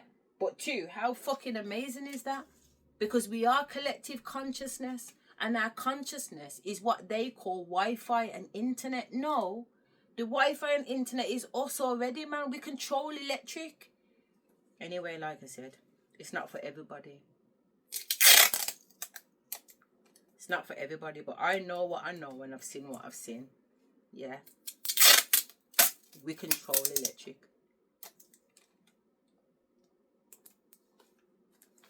We have control beyond levels, man. Trust me, we have control beyond levels. So here I am anyway, to just cut out this assessment bit. There's other things happening in the room. So for example, on the ceiling, I'm seeing one of the readers giving a reading from on the ceiling. There's all these geometric shapes going around. There's several kids jumping around and hopping in different realities. I've got my son going in and out of different realities. I've got nurses and doctors coming in and they're playing different games. On one particular incident, after the 3 nurses went out, the ones that asked for their badge and their details, because what the fuck? I'm very alert right now. Don't play with me. Get the manager. Get the supervisor. Do you get what I'm trying to say? Like, I'm a professional in terms of my career. I'm a former head teacher and education consultant. When I say get it snappy, it's get it snappy because I'm the authority. I'm the head of the establishment. And not only that, when I go into other schools working with their head teachers, I'm above their head teachers because I'm working directly with the governors. You know what I'm saying? In some circumstances, I'm above the governors and I'm making sure that I'm doing governance and compliance with the governors. So I hold many hats and many hats in an authority role. That's my job, a day-to-day job. Never mind in the spiritual world. You know, in the spiritual world, I'm a blood clot judge. Believe it or not, I'm a blood clot judge. I've already woken up in that dimension as a celestial judge with my fucking gamma. Raw closing down sentences. So I'm a big deal. I don't play and I don't fuck. And I don't mess around either. So when I say get the manager, get the fucking manager, it's one of them ones. And I told these bitches, get your manager, because there's something fucking going on here. Yeah? So I'm in that energy at this particular point. Anyway, after they've sedated me and I've come back round and whatever, because they've given me an injection and I don't know what the fuck they've given me, but my ancestors are making me know that they can't kill me. I've woke up in the fucking morgue, but I ain't dead. Then I've gone out again and I've woke back up and I'm on the ward, back on the ward itself. 3 next people come into the room, but this time 2 are in white gowns and 1 is in a red gown. And they've got these, you know, them prayer beads around their neck, which are like beads, and they've got the little cross on. This is what I'm trying to say, like these, my description of how everybody looks and what was going on, it's too vivid. It's too vivid for it to be made up. It's too vivid. There's too much intricate details. There's too many things I remember. It's not a story, it's a reality. So anyway, there's 2 white people, 2 white women, and 1 black woman. And instantly my ancestors say, fucking Masons. Yeah? So now I'm aware and I'm alert. Because there's Masons in the room. So I start asking them questions immediately. Who are you? Who are you guys? Who are you? Are you the Masons? Are you Masons? So they're looking at each other. But put it this way. The way they were dressed, the most you could say was that they were from the chapel. Yeah? And if they're from the blood clot chapel, what are they doing in my room? No one has requested anybody from the chapel to come. And the chapel does not move around on A&E. I know that. I've spent more than 15 years in hospital with my ex-husband with a heart condition. Yeah? And I will go and get the chapel to come down to see him at his bed. Yeah? But that is a personal request. You have to personal request for them things to happen. And he's on a ward. And the reason why he's getting them kind of treatments is because the woman who works at the chapel is a woman from church. Do you understand me? Jackie. So we'll say, Jackie, come down and pray with my man. Or my man, or such man will say, can you go up and call Jackie? So I know how the chapel things work in hospitals because of how many hospitals we've been at. He got sick when I was pregnant with his first daughter, and she's 18 in June. So it's not no little time that I've been with this sick man. It's a whole lifetime I've been with this blood clot. Yeah, try no. So when I'm saying to you that the chapel don't operate on those levels, so I know it weren't the chapel anyway, but because they've got these, the prayer beads and everything around them, they're being presented like they're of the church, but they're not of the church. And my ancestors are making me know that. So obviously I challenge them. Why are you here? Why are you here, Masons? So they're looking at each other, looking at my son, because they're not expecting me to be so aware. Whatever demon these people have conjured up in my blood clot family, or my ex and his fucking Sketty or Jezebel friend them, or whatever the fuck is going on, or whatever the fuck has gone on, whatever demon they conjured up to take over me, they was expecting me to be done for. But I'm not a done for kind of person. You're not gonna jump on me and think that's the end of me. I don't fucking think so. Definitely not. Definitely not. So whatever they come in thinking they was gonna see, they did not see. And now I'm asking them and questioning them about them. Who are you and who sent you? So I don't know what they've said, because I don't have a comment back for you, because I've gone. It's like, say, I don't even know, man. It's like spirit comes in or something comes in and I'm not a part of that. There are times when I'm watching it through my own eyes and I can see what's happening, but there's parts where that's not the case. So when I remember being me again, those people are not in the room anymore. Mikhail's sitting down by the side of the bed. It's dark now, so obviously we're not in morning anymore, we're in nighttime. So some time has passed. And I'm saying to Mikhail, what's going on? He said, Mama, I don't know. We're still waiting for these people to come and assess you. I said, well, can you go and find out what's going on? He's gone, yeah. Anyway, he's disappeared for a while and I'm still on the bed. There's more to this story, but it doesn't really matter. I get off the bed and I open up the door and I go onto the ward. I don't see Mikhail. I see lots of people on the ward though. So I'm standing up. So imagine my door's here and I've just gone over to that little bit there. And that's where I'm standing up. And as I'm standing there, waiting to speak to one of the nurses to find out what gone, two black men, two big black African men, come from down the corridor. Because when you come out of my room, there's a long corridor that we go all the way down to the door. But I never seen that the first time, to be fair. I just ran round the ward, if that makes sense. But now, it's making me feel like I'm in a different room, to be fair, when you think about it. Because it's different. But we're not going to touch on that because that's just coming through now. But anyway, I'm standing up there waiting to say something to the nurse to find out when can I go home. These two black men, one's come and got me by this arm, one's come and got me by this arm. I've saw these fuckers come up from outside, so really, how did they even know it's me? I don't know, maybe one of the nurses have gestured to them, that's her, whatever, but they've come to get me. So when my son's on about we're waiting to be assessed, no. At that particular time, what we was waiting for is a porter to come and take me onto the ward. Yeah, but that hadn't been explained to me. I'm not sure if it had been explained to my son, but it definitely hadn't been explained to me. So I'd come out of my room looking for some answers. And instead of answers, what I got was two black men, black fucking built men, grabbed me by either arm and start walking me out the hospital. They're walking me so fast and they're so much more bigger than me that my feet are hardly touching the floor. And I'm able to bend my head round a little bit and I can see Mick in the far distance now as I get to the threshold of the door to come outside. So the wind's gone in my face. I know that I'm outside. I've turned, I can see Mick.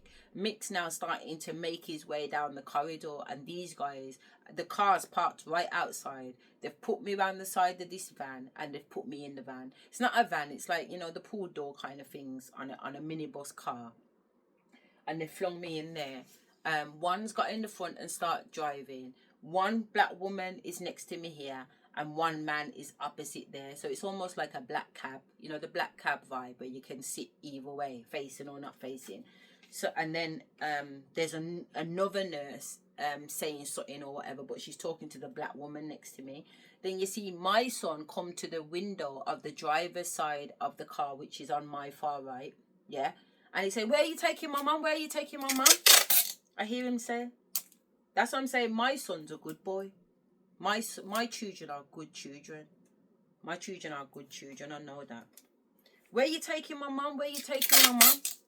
So he's told my son where he's taking me. I don't know where this is, but he's told my son where he's taking me and what time the visiting hours and stuff like that are.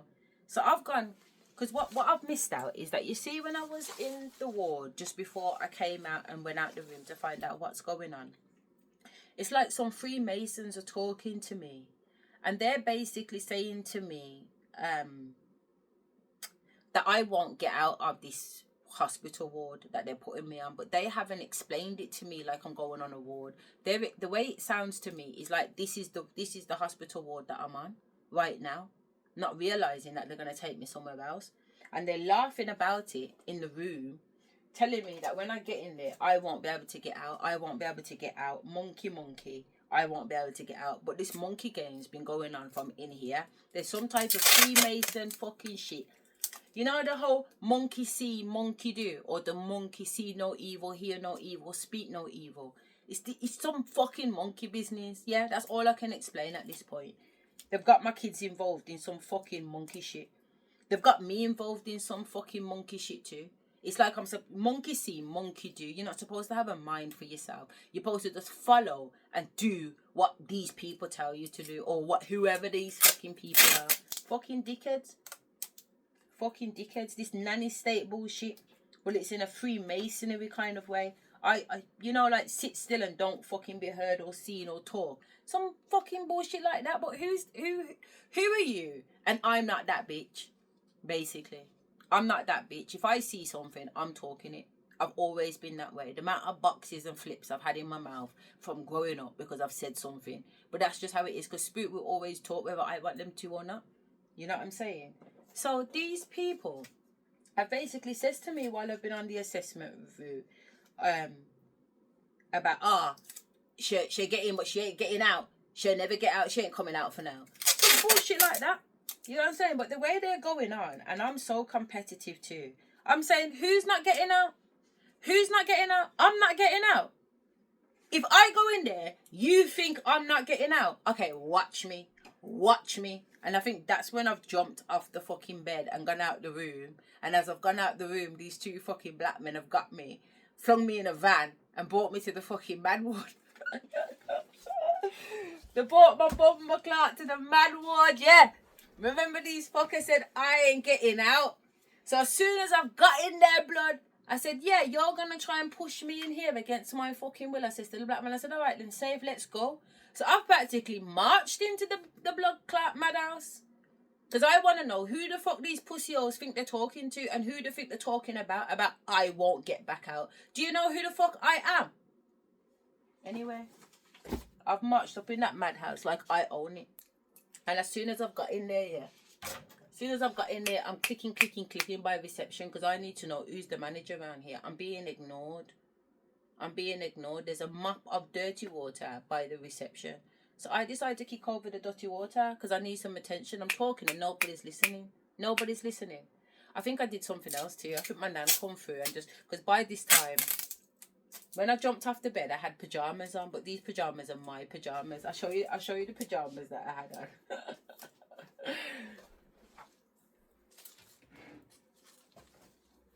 had on. I had on these shorts. And the top to it. Do you understand where I'm coming from? By the time I'm at the window cussing out how comes I can't get no attention, these shorts aren't on my body anymore. You understand where I'm coming from? It's like pum-pums out and everything, and I'm asking everybody. Cock up foot, you get what I'm trying to say? Like, I'm blood clot Beyonce. And I've cocked up foot, not a drawers, you know. And I'm asking everybody what's popping off around here. Because I never come in here to play. I come in here to slay some blood clot dragons.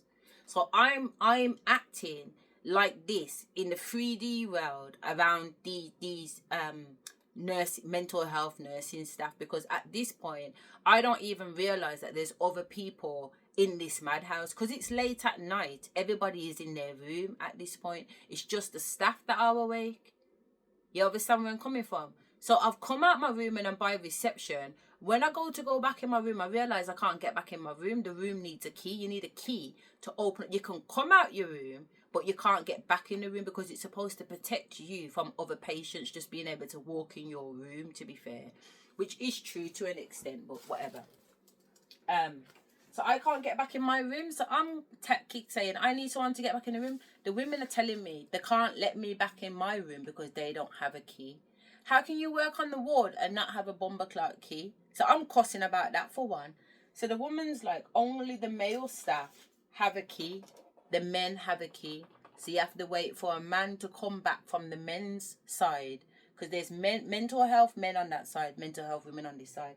I have to wait for a man to come back to open the door. I said, you're telling me that I have to wait for a male staff, whatever time that be, you know, because nobody's operating on a talkie-walkie or nothing like that. You're telling me I have to wait for a male staff to come to let me in my room, or a male staff to come to let me in the kitchen? What kind of bullshit business is this? Spirits like, pay attention. You need a man with a key. I said a man with a key. They said a man with a key. Do you understand where I'm coming from? Who else carries key? I see a picture of a monk. A monk in a brown robe with a bowl patch in his middle of his head and his hair coming down his face a little bit. He's got a string belt on at the side. And at the side of the string belt, there's a bunch of keys. Why is Spirit showing me this? They want me to pay attention to the man with a key. A monk. A monk has keys. What is a monk and a key? It's a fucking monkey. So then I'm like, okay. There's a game being played here. Do you know what I'm saying? There's a game being played here. You need a man with a key. And this is a monkey blood clot game. Because that's what they've told me. She won't get out of there. Monkey. So I know monkey's part of it. You get. Plus there was some monkey business going on in the blood clot yard. You know what I'm saying? So there's something to do with monkey. So I'm like, all right then. So anyway, a man comes with his iPad. I know that I ended up calling him Mr. Puff Puff because obviously I've built relationships with these people, but not at this time. Everybody was new to me.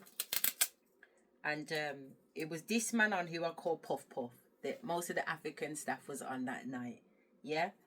And I've gone, I need to get in, I need something out the kitchen because I don't drink tap water for one. So I wanted to see if there was something else in there. And I need to get into my room. You understand me? So he's let me in both. And when I've gone back into my room now, there's a whole heap of my family in that room. Ask me how that works. So the entity of Pinky is in there. The entity of Tasha, Melody, Tasha Birch, which is my cousin on my dad's side. Susan is in there, my sister-in-law. Queenie, Auntie Queenie, my dad's sister, is in there. Tasha, my Fiorin, is in there. So the two Tashas, Tasha on my mum's side, Tasha on my dad's side. Who else is in there? Tasha, Pinky, Queenie, Susan. Tasha, Pinky, Susan, Queenie. There's another one. There's a sixth one. And I know there's a sixth one because in this house, the Spirit told me to buy the Bridgerton bat set, which I did. It's under my bed. And there's 6 colours in it. And I had thrown the balls outside, kept the bats, but thrown the balls outside to start the contender game. Because from I was recording from early on, before the police even come, I'm talking about contenders, ready. Yeah, like there's some fucking gladiator game going on. So when I get in the room, all these bitches, I've gone into this purple bucket. They've got these purple buckets in the room that you put your washing in. I ain't got no washing in because obviously I've just gone in the room. The bed ain't got no blankets on it either. It's a blue bed. Yeah, just like the bed that I was in the assessment. But there's these colour balls in the bucket that I can see, but I can see through my mind's eye, not my physical. I can see through my physical eye, but it's a combination of my physical and my mind's eye in one. It's like the two have become one. So I've put these balls in this bucket and all of these fucking 4D entities like astral projection, because these people are still alive. So it's not that it's death in spirit. It's their astral body traveling.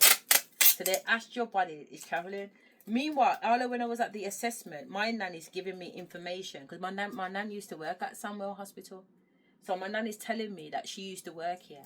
And she's telling me what's going on in the ward. So there's certain conversations that was back on the ward being had. And all I could hear was, ah! Oh! Oh!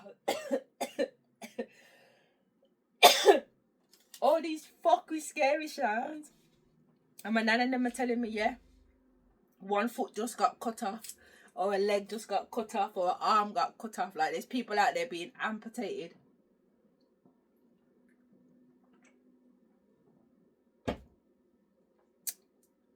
You know what I mean? On the ward. Which is why I ran out to go and see, to be fair, at one point. But like I said, it was just bare old people on the ward. So what I could see with my 3D eyes wasn't what I was downloading with my 5D eyes or my 5D ears. So anyway, I'm by the reception. I've took off these. I've put these in the room now. I've turned the purple chair around. I've hung these over the purple chair. So that means when the nurses look through my door window, because all the doors have a little window hatch, don't they? Because you are in a madhouse. And they do need to check on your safety. Even though they shouldn't be pulling that without knocking the door first to make sure that you're decent. But some of them go on fucking well weird in there, as you can imagine. So, I've managed to get back in my room. All of them fuckers have took a ball, like they know what the ball means, but they're so eager.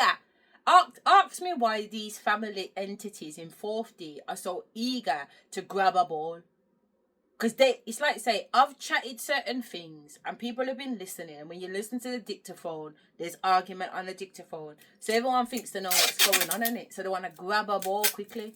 So that's what they've done. And when I've looked in the pink bucket, there's not one fucking ball in there. And I'm like, alright then, fuck you bitches. And none of them are in the room anymore. They've all gone. That was the first time I've felt them outside of my house, that is, in the hospital. And that was the last time they was in the hospital.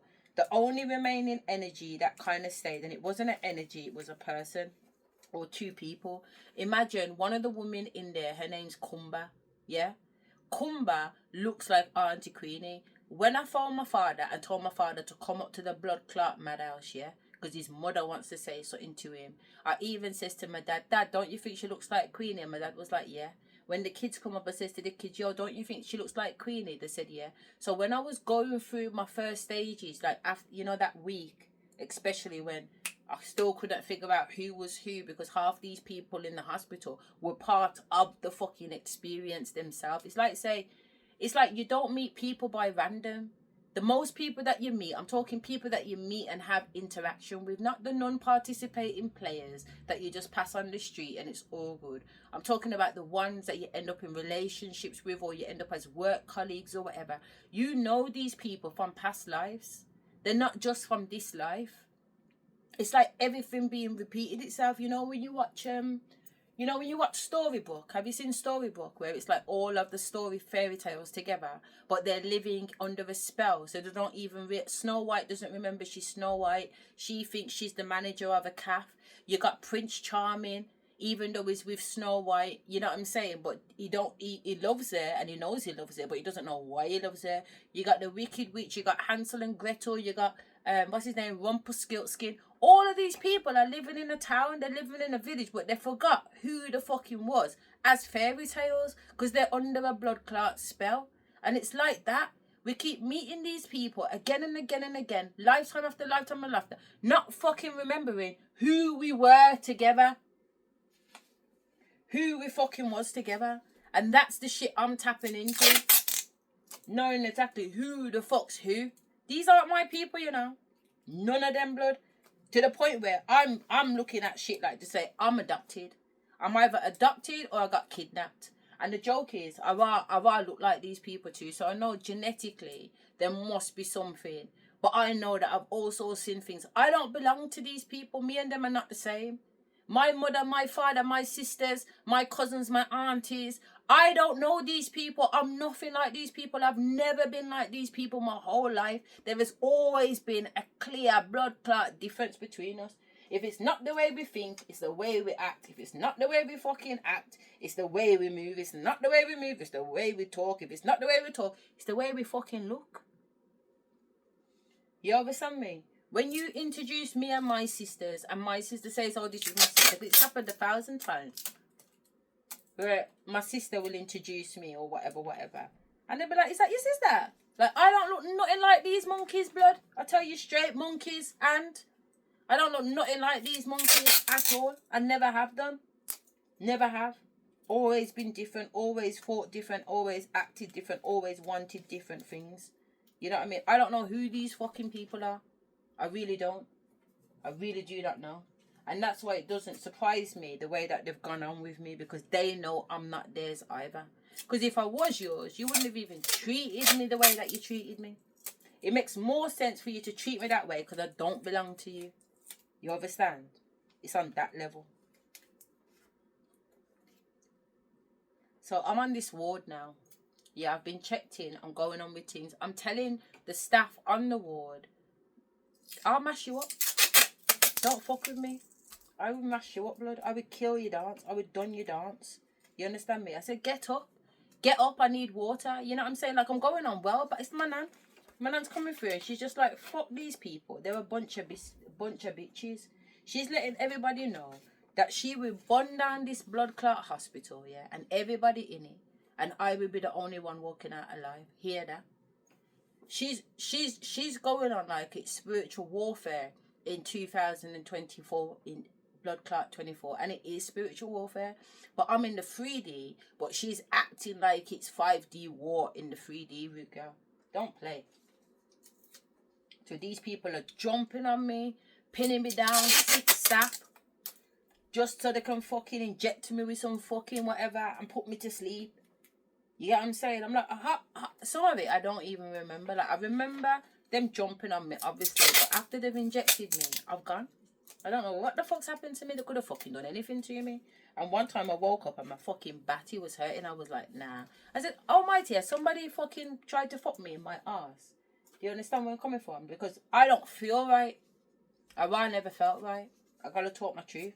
And when I went outside, out my room, one white girl called Jenny, one white woman I should say, she's older than me, she's in her 50s I think, she was bouncing around going, ooh, ooh, ah, ah, ooh, ooh. She's walking through the communal place going, ooh, ooh, ah, ah.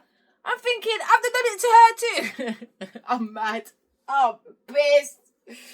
I'm fucking pissed, blood. Again, it's so interdimensional. I'm on the 3D, but there's so many things that are talking to me on a 5D level. It's unreal.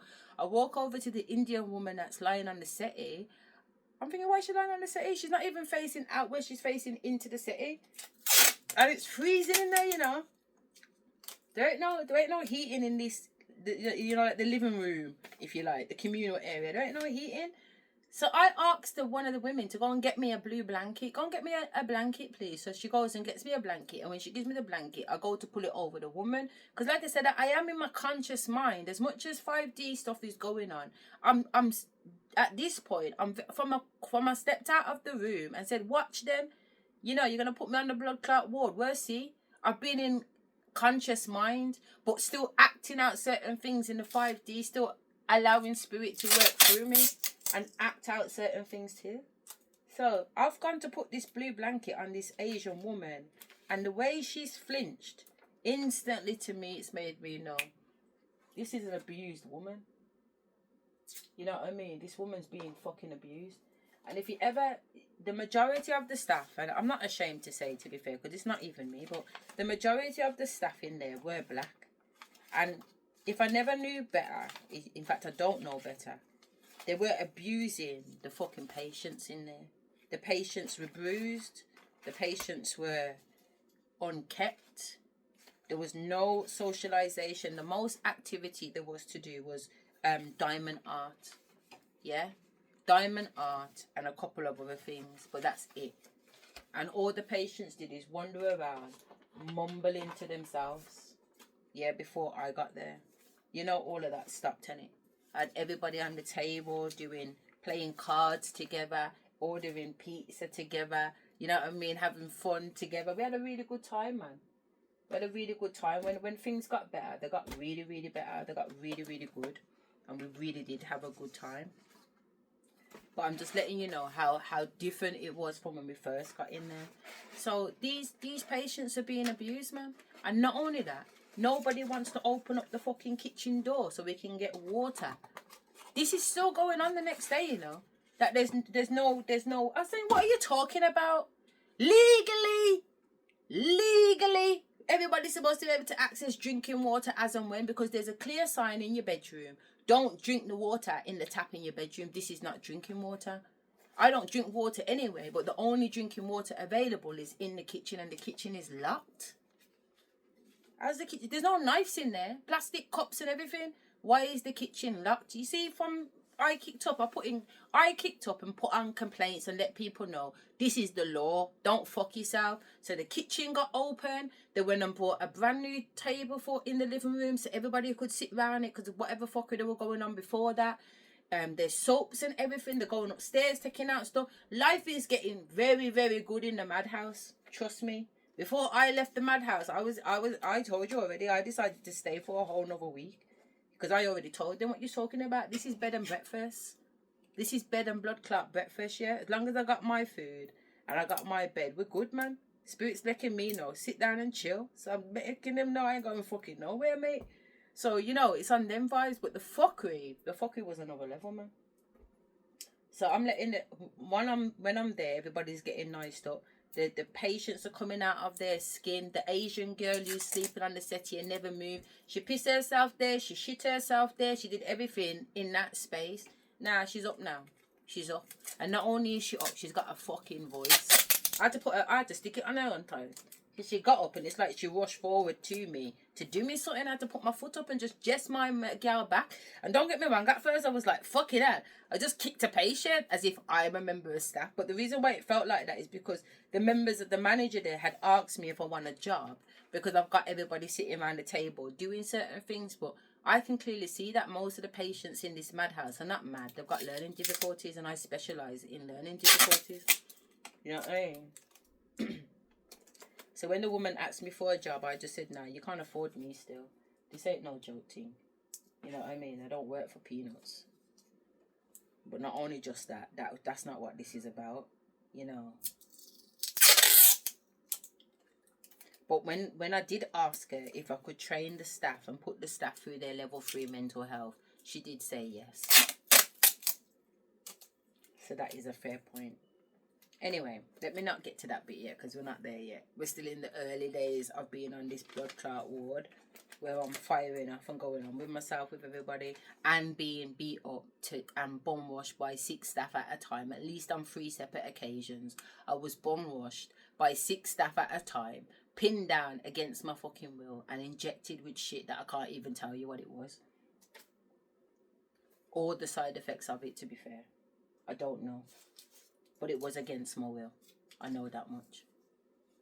And I think the last time it happened to me, which would be the 3rd time, I just stopped kicking and I said, you know what, all right then. Do what you're doing, but just know every fucking single one of you will be held accountable.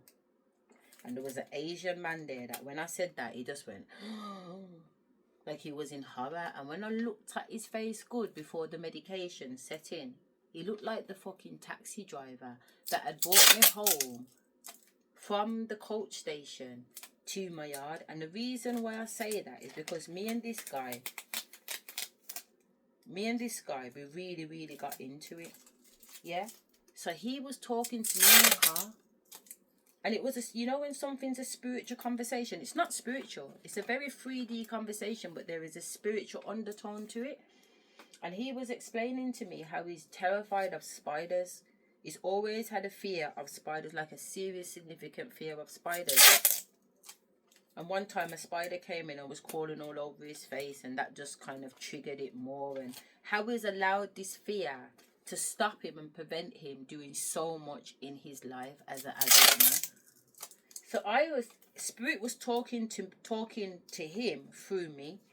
And telling him wagwan. So basically, by the time we got from Digbeth coach station to my house in Sandwell, my mum was just thanking me. He was just like, nah, differently. I cannot thank you enough, man. The gems that you've put on the table since driving this thing, it's like I'm a new man. It's like I'm a new man going forward. You know, and that's how our conversation ended when I got out the car and got my bags and went into the house. I remember I got back on the 23rd or whatever? 22nd, 23rd, yeah? So, and now we're at like the 3rd of March. So it's been nearly a week since I've seen this man. So imagine this now. I'm being sedated and one of the people holding me down looks like the Asian man that is my taxi driver, yeah? Which sounds like it's impossible. How could it be him? What would he be doing in the hospital? And I get that and I know that 100%. I know that.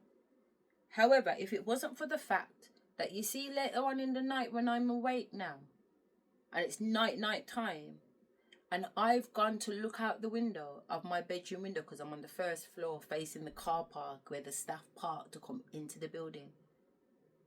And who's standing up by the window looking through the window as I come up to the window to look out the window? The same fucking Asian taxi driver.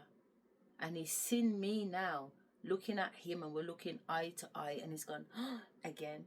And you see him just walk back. There's a bush at the side of my room. And the thing is, I can drive there tomorrow, you know, back to the madhouse. And the same bush, the same room, the same car park, it's all there. Because I didn't stop going back to the madhouse even when I left the madhouse. You know what I'm saying? I still was popping down there. I said, I'm going to pop down there again and let them know that I've been to Africa and I've seen all the places they told me to go. You know what I mean? Because I have. Yeah.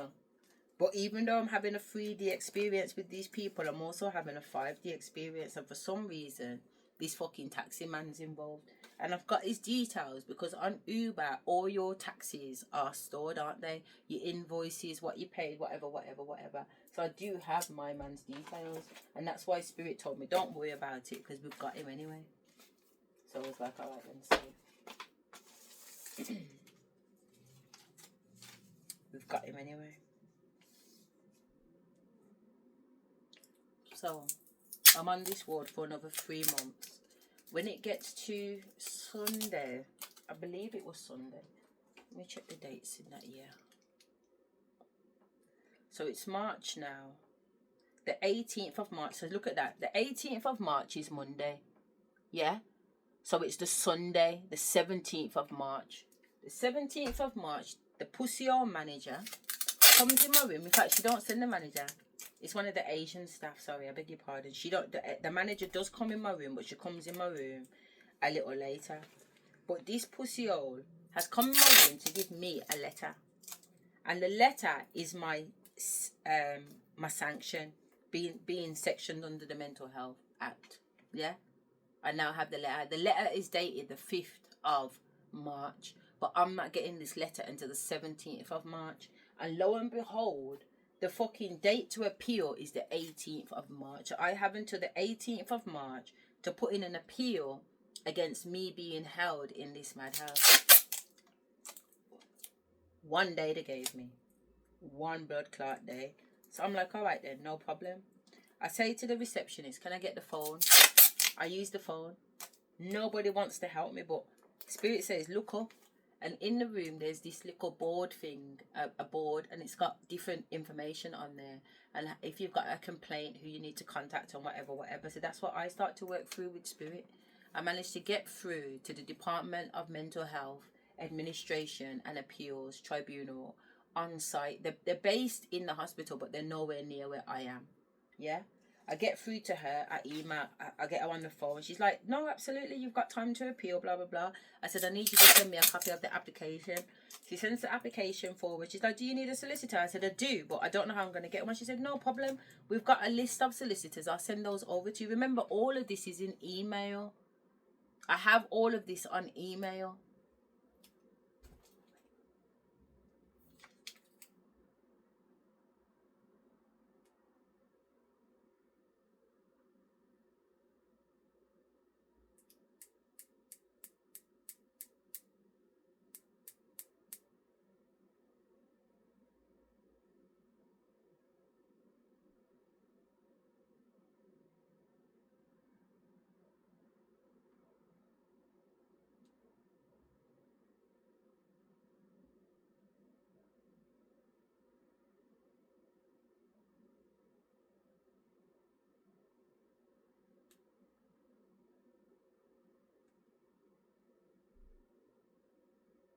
I got thrown off then. You know why? Because you see the last email, for some reason it says the 7th, innit? Like July, and I'm thinking, how can the last email be July? But if you look up above it, you'll see the 11th of February. So I'm just gonna go over to March and see if I can pull up this email that I sent. You can see me emailing the courts, but I won't show you because there's things there. But all of the courts I'm emailing, I'm in the madhouse, you know. I'm still emailing the court about my shit. I'm still emailing the LEA about my son's complaint. But why is that there? Is that February 24 or 25? That's February 25. So why did these emails go back to the 7th?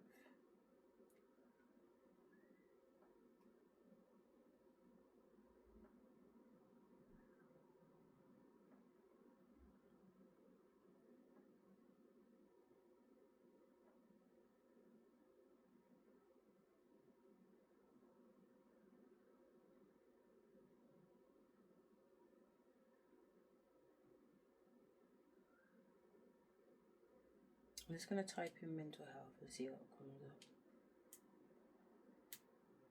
In all emails.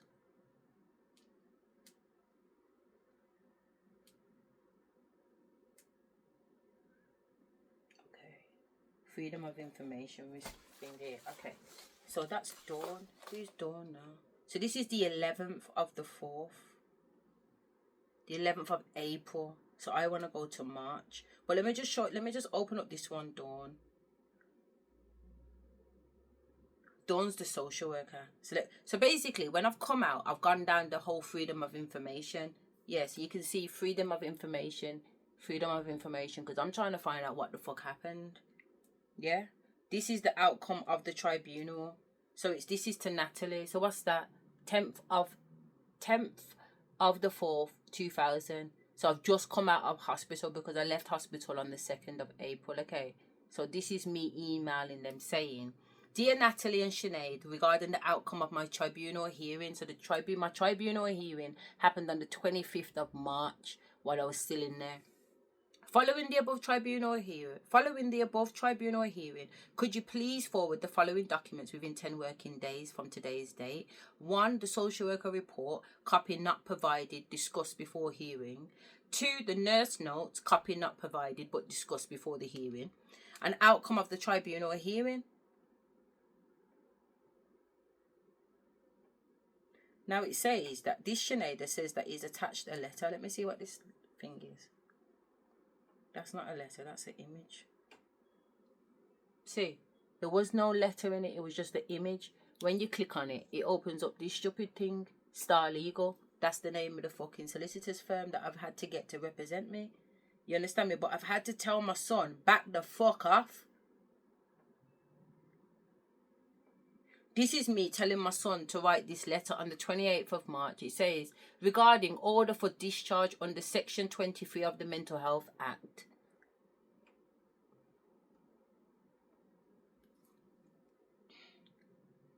I give notice of my intention to discharge the above known patient, Asherah Rose's mother, into mine and my brother's care. These are the things I'm trying to get my son to do, and he don't want to listen. So I've had to get the solicitors to sign him off, blood, and take him off my next of kin.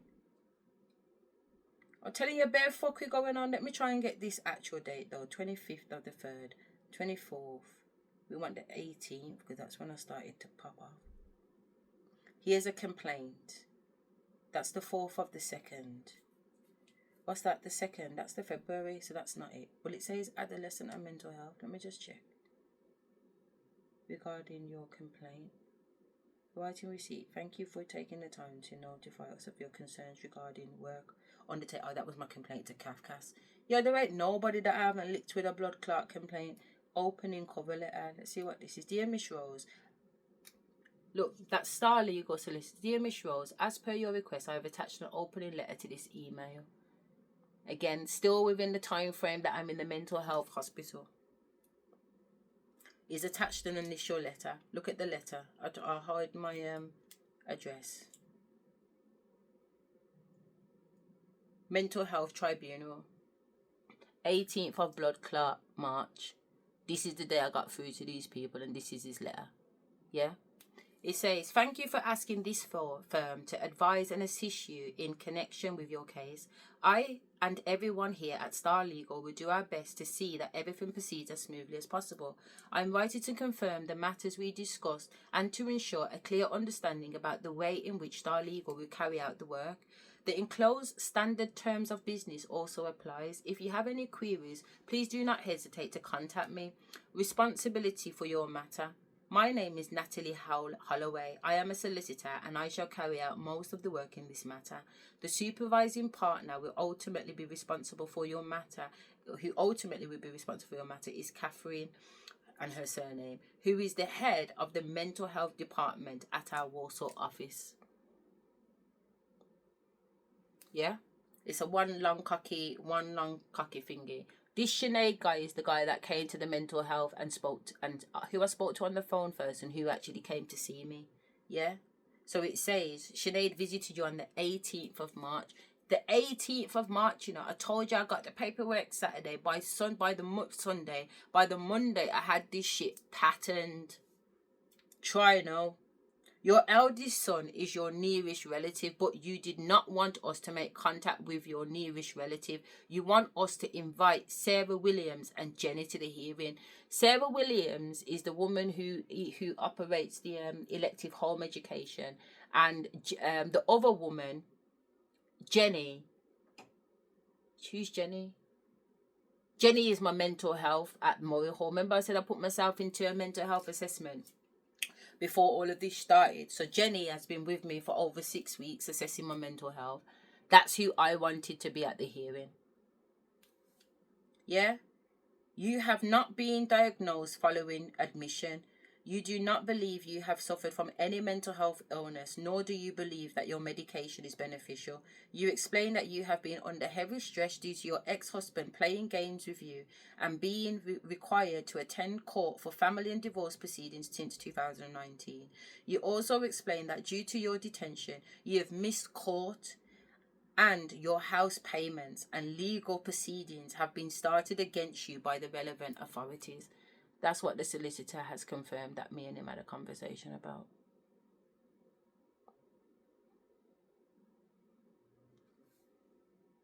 You do not agree that admission to hospital was necessary or helpful. You explain that you were not given water for 4 days. The fucking pussy old people, you know.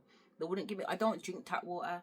And I didn't have any cash on me to buy bottled water. I'm saying take my card. They're telling me no. That time they're opening up bottled waters in front of me, drinking it by fucking reception.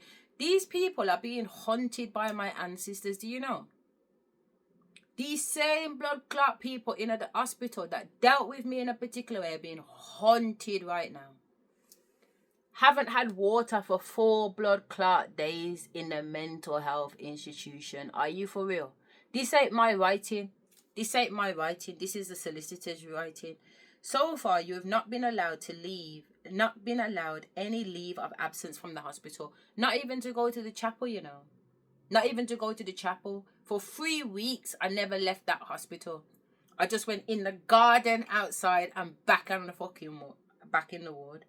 You would like to be discharged from liability to detention on the basis that you would continue to remain as a voluntary patient. I told them it's bed and breakfast in here, but I want to be able to come and go. Everybody else can go McDonald's. Everybody else can go Primark. Everybody else can go where the fuck they want to go. I want to go where I want a blood clot go to, but I'm not ready to go home yet because I got a bunch of blood clot monkeys at that house and I don't know what the situation is because I'm trying to get out of this madhouse and my son's telling me he ain't doing this and he ain't doing that. And if I don't want him to have no, I need to get a solicitor to put that in bomber clot right and to tell him, and it's in my fucking house and I'm paying fucking rent, the mortgage, and I'm buying Amazon shopping and putting in the bomber clot house while the kids are in there for the 4 weeks I'm in hospital. Are you fucking crazy?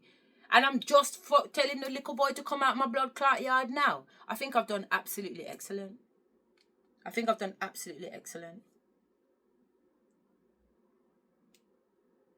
You do not think that your clinical team is considering any other addresses for you to be discharged to. And so far, as you are aware, there is no difficulty in you returning to live at this house. You believe that you are perfectly capable of managing successfully with independent living, but you would accept support from the community mental health team from Murray Hall. Because that's the people that was providing support anyway. You are, Let's go down. Pacific advised relevant count. We have not checked the section papers to establish that they are in order, but have requested a copy from the hospital. So once we can advise you as to whether your detention under Section 2 Mental Health Act is lawful. So it hasn't even been confirmed if it was fucking lawful yet. Detention began on the 5th of March. And will end at midnight on the 1st of April, unless discharge in the meantime is one of the ways explained below. The following arrangements have been made for the hearing of your case by tribunal. 10 o'clock, Hallam Street Hospital. That's where I fucking was. Try now. It's a long ass letter. It's still going on.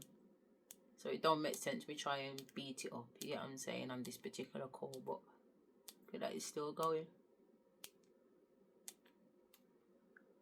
Progress of your case. We will be in touch with you again by letter or personal visit when there is progress to report. But if in the meantime you have any queries, please do not hesitate in contacting me or one of the secretaries in the mental health team. If the secretary cannot assist with your inquiry, a member of the mental health team will return your call as soon as possible.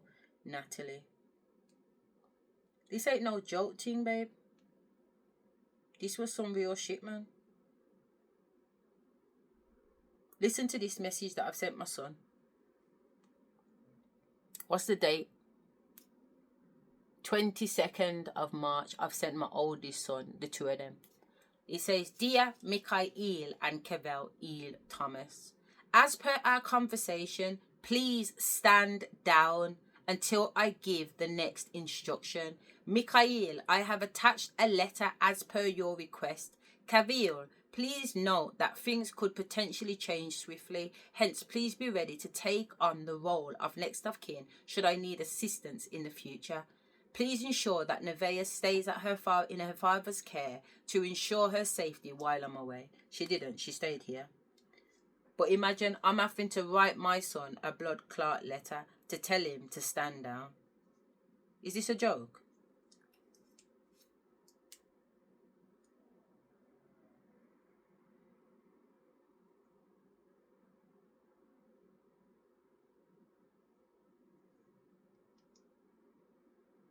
That looks like the same letter. Let me open up this letter.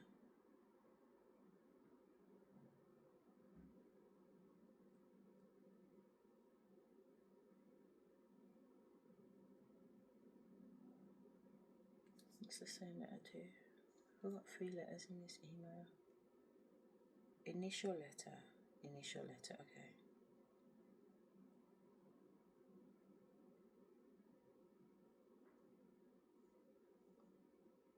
It wasn't called an initial letter what they sent to Mick. It was just a letter saying that, you know, your mum has advised us that you're no longer next of kin. So, we'll be taking it from here, mate. So, you don't need to call the hospital. You don't need to put your 2 pence in. You don't need to fucking do nothing. Stand down. I even contacted the same woman.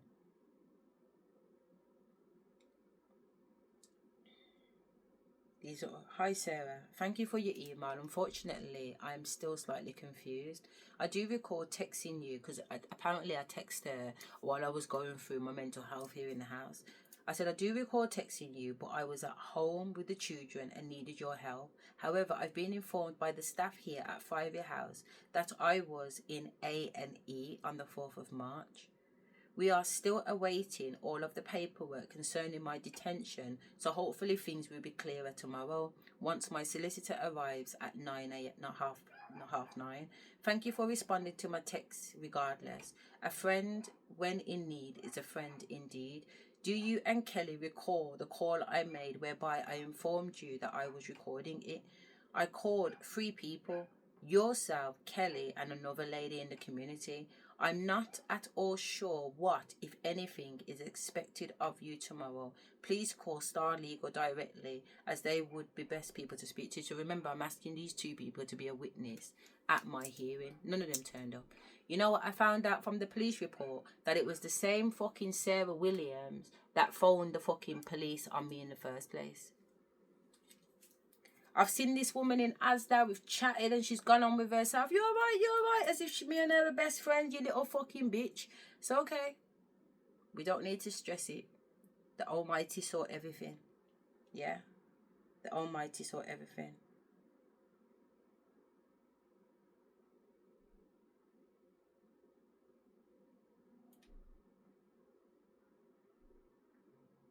Listen what she said. She's on Asherah.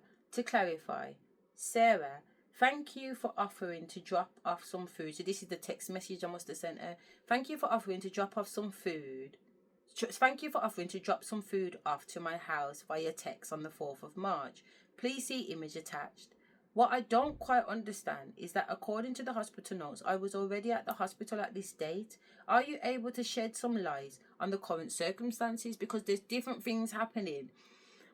Anyway, she put, I received a message from you to inform me that you hadn't eaten. So I contacted the food pantry, and this was when I received a reply from them. So I text you to let you know.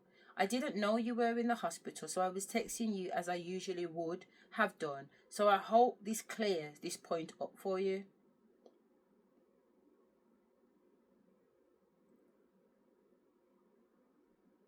I've written them an email on the 24th.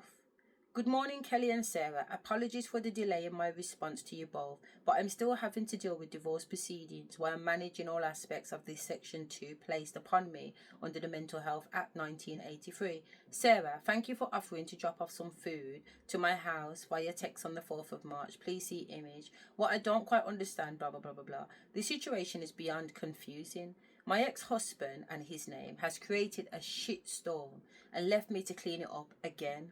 I had hoped for a peaceful beginning in Tipton after renting the property for 20 years, but I guess it was not far enough for him. Despite my current predicament, I still hold you both in high honour. The hearing on Monday the 25th of March at 10:30 has absolutely nothing to do with my mental capacity. Instead, it has everything to do with reviewing the circumstances around what led to me being detained in the first instance.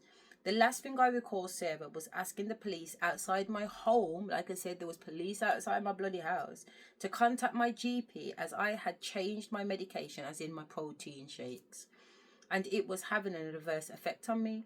I believe that I was wrongfully detained, and as a result I have missed 2 court dates, leading to my ex-husband gaining full custody of my children and him missing a payment of £50,000 into my account, which should have reached by the 1st of March. It was a game. It was all a game. I have emailed both him and Birmingham Family Court to no avail. My 3 oldest children continue to reside at the property. I'm sending them money, food, and keeping up with the bills, etc. Like I said, I'm not joking. I'm in the madhouse and I'm still looking after everybody. I'm sending them money, food, and keeping up with the bills, etc. as best as I can from Faria House, the ward I am currently being detained on. However, the mortgage is another matter, as I was meant to settle this on or by the 1st of March as per my first instalment following financial proceedings on the 30th of November. Kelly, you will recall, as your email states, you helped me with the printing cost. Thank you. Kelly up the road was allowing me to use the printer. Like, the amount of things I had to pay, don't get me wrong, I paid £30 a time.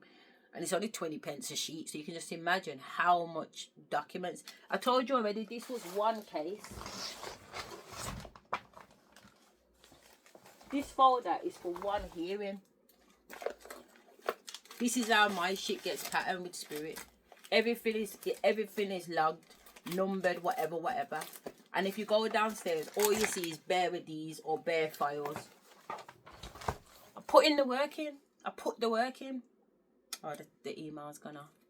But I just wanted to show you. Woo, beg your pardon. I just wanted to show you what was happening. Even though I'm going through it, even though there's some stuff going on, it's clearly not mental health. It's not mental health, because if it was mental health, I wouldn't have capacity to write emails like that. I wouldn't have capacity to take myself into a tribunal. I wouldn't have capacity to be managing the children at home. I wouldn't have any of that. If I've lost my mind, I've lost my mind. I hadn't lost my mind. Definitely hadn't lost my mind. If anything, I was gaining new parts of my mind. I was gaining new 5D fucking superhuman gifts and fucking powers. That's what was happening to me. Don't know what was happening for you, but that's what was happening for me.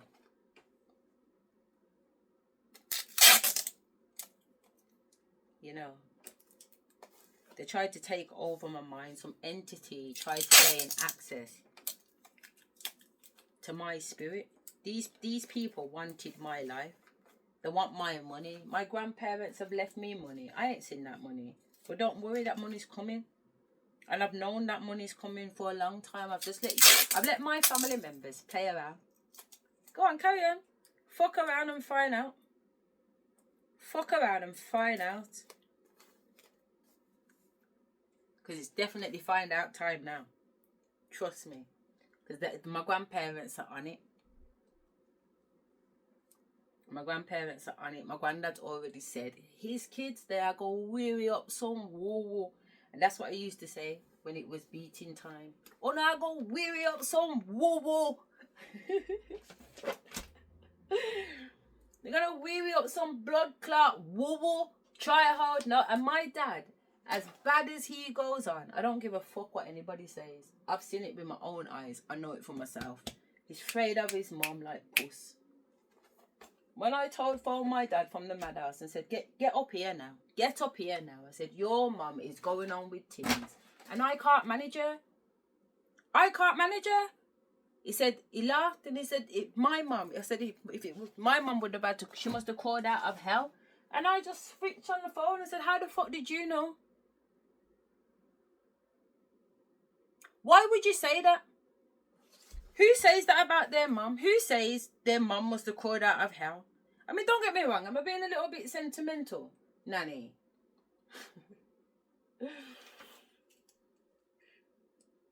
Nanny's laughing. Nanny's laughing because she knows why he said that. And it is that, to be fair. So she didn't see it as offensive. She didn't see it as offensive. It's not that I saw it as offensive either. I just thought, how did he know that? I saw that happen. I saw her crawl out of hell. I saw the fight. I saw the war that she went through to come out of hell. Yeah, I'm trying to say I was there every fucking step of the way. Real talk. I watched that shit play out like a fucking movie. So I know that is the case. But to hear my dad say it, I wasn't expecting that. But he did say it. Those were his words. She must have crawled out of hell. And she fucking did, mate. But she's here now. And she wants you. She still wants you, daddy. If you ever knew. Your ass is hers, blood. Your ass is grass. He said something round the table because as soon as I told him to come up, and he did. I ain't spoke to my daddy since 2021, rude boy. My dad told me to put a post on Facebook because such man, the ex-husband, was going around telling everybody that I served divorce papers on him while he was on his deathbed. He's such a puppy show. That time, I asked him for a divorce while he was at the house. Yeah? He'd already come out of hospital. I fucking waited till you come out of hospital, never mind. I should have served divorce papers on you on your bumper clot bed, to be fair. Because when he got discharged from the hospital, he didn't even phone and say, dog, they've let me out of the hospital. Instead, he let me in the pit of them, drive the 3 hours up to the blood clot hospital to see him. Knowing that he weren't there? What kind of fuck is that? Your wife of how many bumper clot years? Just fuck you anyway. You make me sick. You make me feel like I want to shit when I talk about you. You just give me bellyache. Anyway, this monkey. All of them are monkeys. Seriously, all of them are monkeys. You're absolutely right. All of them are monkeys. They're all fucking monkeys. They're all fucking monkeys, man. But like I said, these people have been just trying to take my life, trying to take. You know, my mum went to an interview. My mum went to a fucking interview, and at the interview, went on in the interview like she was me. It's only true to say the guy on the fucking interview is such man, as in the ex-husband's brethren. We worked together, man. And they come up to me and they said, "You're differently, Asherah," because my name was Asherah. The differently, Asherah, you're never gonna guess what? I said, "What?" He said, "Nah."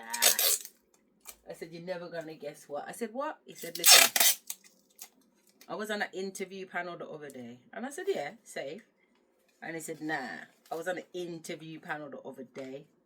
I said, "All right." He said, I said, "What happened?" He said, Your mum come in to get interviewed." I said, "All right then, so did she get the job?" He said, "It's not even that she got the job, mate. She didn't get the job. But it was what she said in the interview that really got me." I said, "What did she say?" He said, "You know what, Asherah, if it wasn't for the fact that I know ya, like come round your house, sit down and eat your food, know ya, yeah, I would have believed, say, this woman had done the things that she says that she has done. But it's only because I know you and I know what you do. I know that everything that come out of her mouth, she was talking about you." I said, "What do you mean?" He said, "Listen, the woman came in there, conducted an interview and said she had done everything that you had done. She said she set up BEST. That time I was running BEST, Birmingham Ex-Offender Service Team. She set up BEST. She worked at the yachts. She's done this for the community. She's done that for the community. Everything that I've been doing. This woman sitting down in a meeting on about she did it. So I don't need nobody else to tell me about my mother. I already know my mother. You understand me? Remember, she's my mother. You know what I'm saying? And these people sit down there. They go on like I'm not shit. But realistically, all they do is fucking envy me.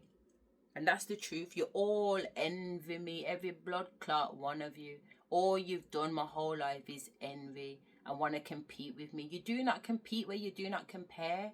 And that's why owners need to sit your blood clot down. We are not the same. We are not the same. Even if I go left and you go left, we're going to end up in different places because we are not the same. If I put on a shoe and you put on a shoe, it's going to look like two different shoes. We are not the same. Hello. Allow it.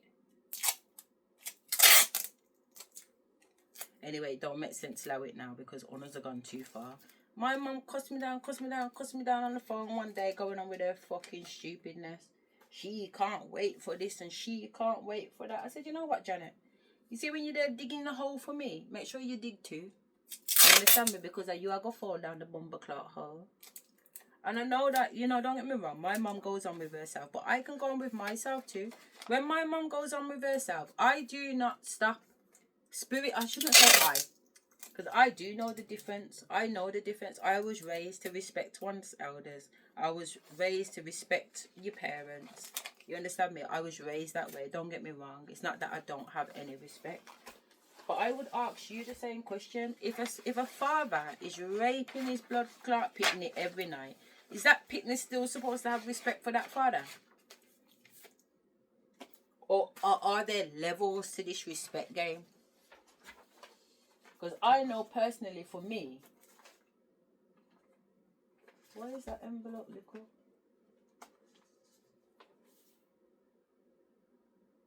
Don't tell me that, Asherah.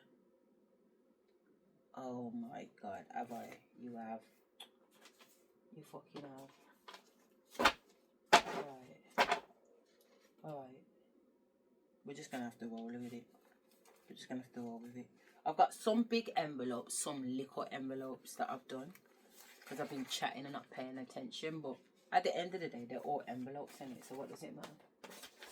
As long as what needs to get in them can get in them, and the smallest envelope, everything fits. The biggest envelopes are fine. I do have the Christmas cards for those envelopes, so we can just roll with it. No problem. All you got to do is sort these out into different names. I was thinking, how come these Christmas cards, these envelopes can't done? Because I'm using 2 different boxes. Okay, so put all my girls on one side. As long as we've got the cards for it, okay. And these cards are prettier cards. It looks like most of My daughters are done like that, so it's okay. Yeah. Honestly, being in the madhouse. If it was just about case of being in the madhouse, I don't think it would have been that bad. But being in the madhouse while still going through spiritual awakening and spiritual ascensions and having entities still come on, you know what I mean? Like, I'm not gonna lie, man, it's been a lot, but I got through it, and I lived to tell another day. And it's been 19 months now since that happened, and it's been 19 months since I got back my blood clot freedom. And I have to say that in 19 months, I've accomplished a lot. I really have. I really have. I'm doing great. Considering these family members wanted to turn me mad, you know. They wanted me mad, but there's been lifetimes where these fuckers have made me mad or made me kill myself. I've seen it. This ain't no new thing, you know, and this ain't no joke. This is serious. These fuckers have tried to make... How many times have I killed myself and had to relive?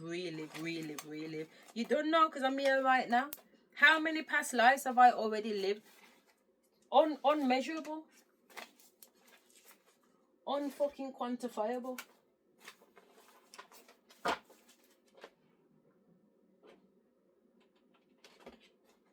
you know what? I mixed up the cards because I've already mixed up the cards. Look at that. But no, I've definitely put more than 5. Because I've got big cards with little cards. See? But I've definitely mixed up more than 5. Because I should have only just used 5 big cards. But I've definitely got more than 5 big cards. So that's okay. I think we're ready to start putting them in now, girl. Yeah, but I just wanted to talk to you about my experience in the mental health and what was going on for me. And even though I do feel like I have touched on it, what I haven't done is really touched on the intricate details of actually being in the mental health hospital itself. You know, like the fact that I was 2 to 1. So for at least the first 2 weeks, there was always 2 members of staff with me. And what that experience was like. What the experience was like with the other patients in there. Particularly Jenny, and how she just switched up in week 3. This girl was the whole time I was there. I'd get up every single day. I'd make this girl tea and toast, jam on toast, with tea, as I did for myself, with fruit and everything, because you were just out of it. And then the minute Spirit was like, no, week 3 now, this is your week now, going into week 4. The doctors have, after the tribunal, because I lost my tribunal case. That says that no, they're overruling on my request to be let out the hospital. Yeah? Or the doctor told lies on me, the assistant told lies on me, but my spirit guide said, don't say nothing, just let them chat shit. And I'm glad I did, because it's all in writing. I got them all in fucking writing. You know, so honestly, like, spirit, 10-10, man. Sometimes you just have to shut your fucking mouth when spirit says it, and sometimes you just have to go when spirit says so, because they really do know best. They've proved to me time and time again that they know best. So I don't argue with it no more. I don't argue. Whatever they say, that's how it go. I just saw it go. But waking up in the middle of the night, seeing entities, thinking that somebody's somebody when it's somebody else in my room. Some of the staff calling me Your Majesty. Just oh God, honestly, like, it's a good couple, because I'm conscious that this is over 300 minutes now. But honestly, you can't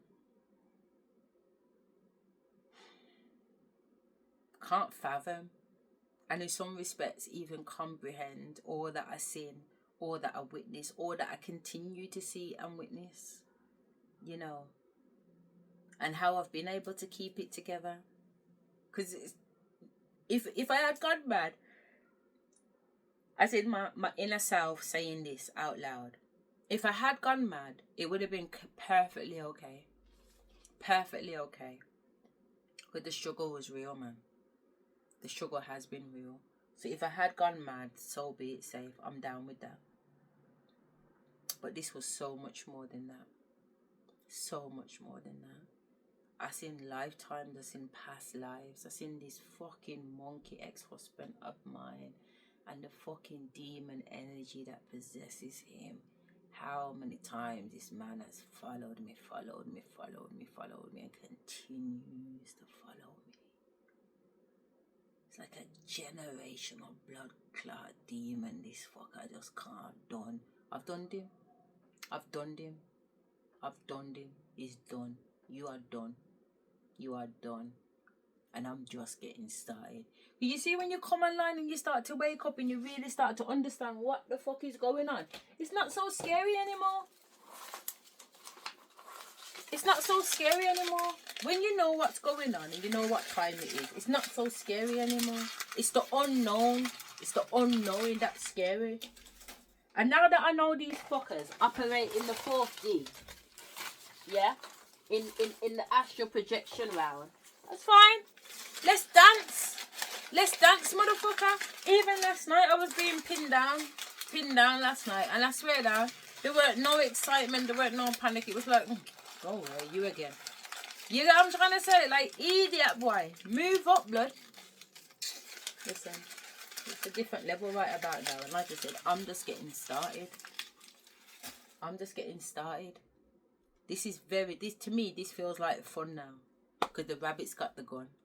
Yeah, and you know when they say it ain't no fun when the rabbit's got the gun, let me tell you something. I want to rephrase that. And nothing but fun, and nothing but blood clot fun when the rabbit's got the gun. Yeah, and I'm definitely the blood clot rabbit around here, and I definitely know how to fucking fire a trigger.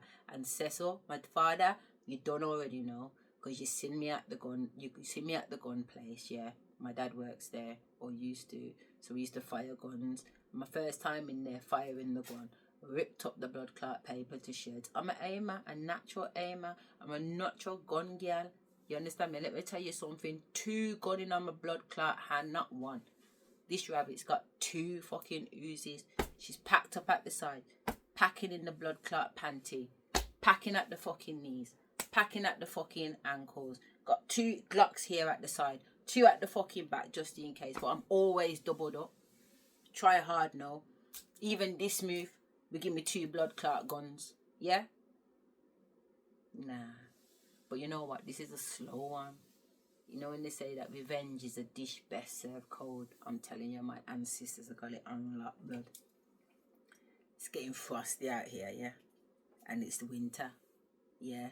And I'm telling you now, for my family and friends that have fucked with me, all of those that don't even know that they're fucked with me, but spiritually you have fucked with me. It's a downhill momentum right now. And that's how you'll know if you fucked with me. If life's going up, breathe. Yeah, I'm good. Just know. Yeah? I'm telling you, my room is quiet. And up until last week, nothing but traffic in here with entities and shit going on. I'm telling you right now, I'm sleeping good. I was sleeping good before, but now I'm sleeping good. Yeah, because I know things have been taken care of. So on that note, like I said, it's video 80. I wanted to put some perspective around my mental health on the table.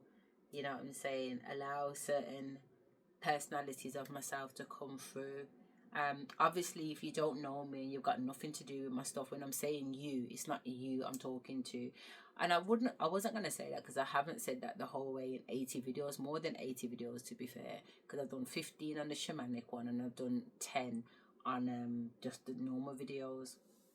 So nearly 100 videos, and I ain't once explained myself when I say you. If you feel offended when I say you, that's your business, check yourself. If you know that I'm not talking to you when I say you, then we're alright then. You know what I'm saying? But I don't need to friend up with nobody. I don't beg friend. I don't look for friend. I don't need friend. Me no want no friend. You know what I'm saying? I got spirit. That's who I'm interested in. And if I meet someone and they've got spirit too, and my spirit speaks to your spirit, I'm down with that. But if my spirit don't chat to your spirit, and I don't feel you and my spirit don't check for you, fuck that, blood. We ain't got nothing together. Nothing. So please don't talk to me, because I would prefer it not to. Because that's just how I am. Very antisocial and very protective over my energy and my shit. Because I've been through it. And that doesn't make me bitter. And it doesn't make me negative. And it doesn't make me not open to love, because I love love. I love love like nobody's business. But it just makes me less prone to the fucker shit. And it's best you stay clear from me, because I will cuss you out. I just had to put a girl in her place on Thursday. Don't fuck with me. You really do not know me. You really do not know me. And the day you think you know me is the day you get fucked. I don't know me. So how you gonna know me? I know me. Yeah? But there's still elements of me that I'm getting to know. And I hope that stays the case forever and ever. Because who wants all the answers? No. I love learning, man. I want to be learning about myself forevermore. But anyway, less of all of that. I just want to say, last video in the 40 series, or the second series, episode 40. And I wanted to go out with a bang on this one. Okay, so I can't even be bothered. I won't even say love and light, because it really isn't about love and light. It's about love, light, hate, and darkness, and it's a combination. That's what it is. You can't be too sweet and you can't be too wicked. Find your balance in life. Work with both energies. You never know when you might need them. All right. Love and out.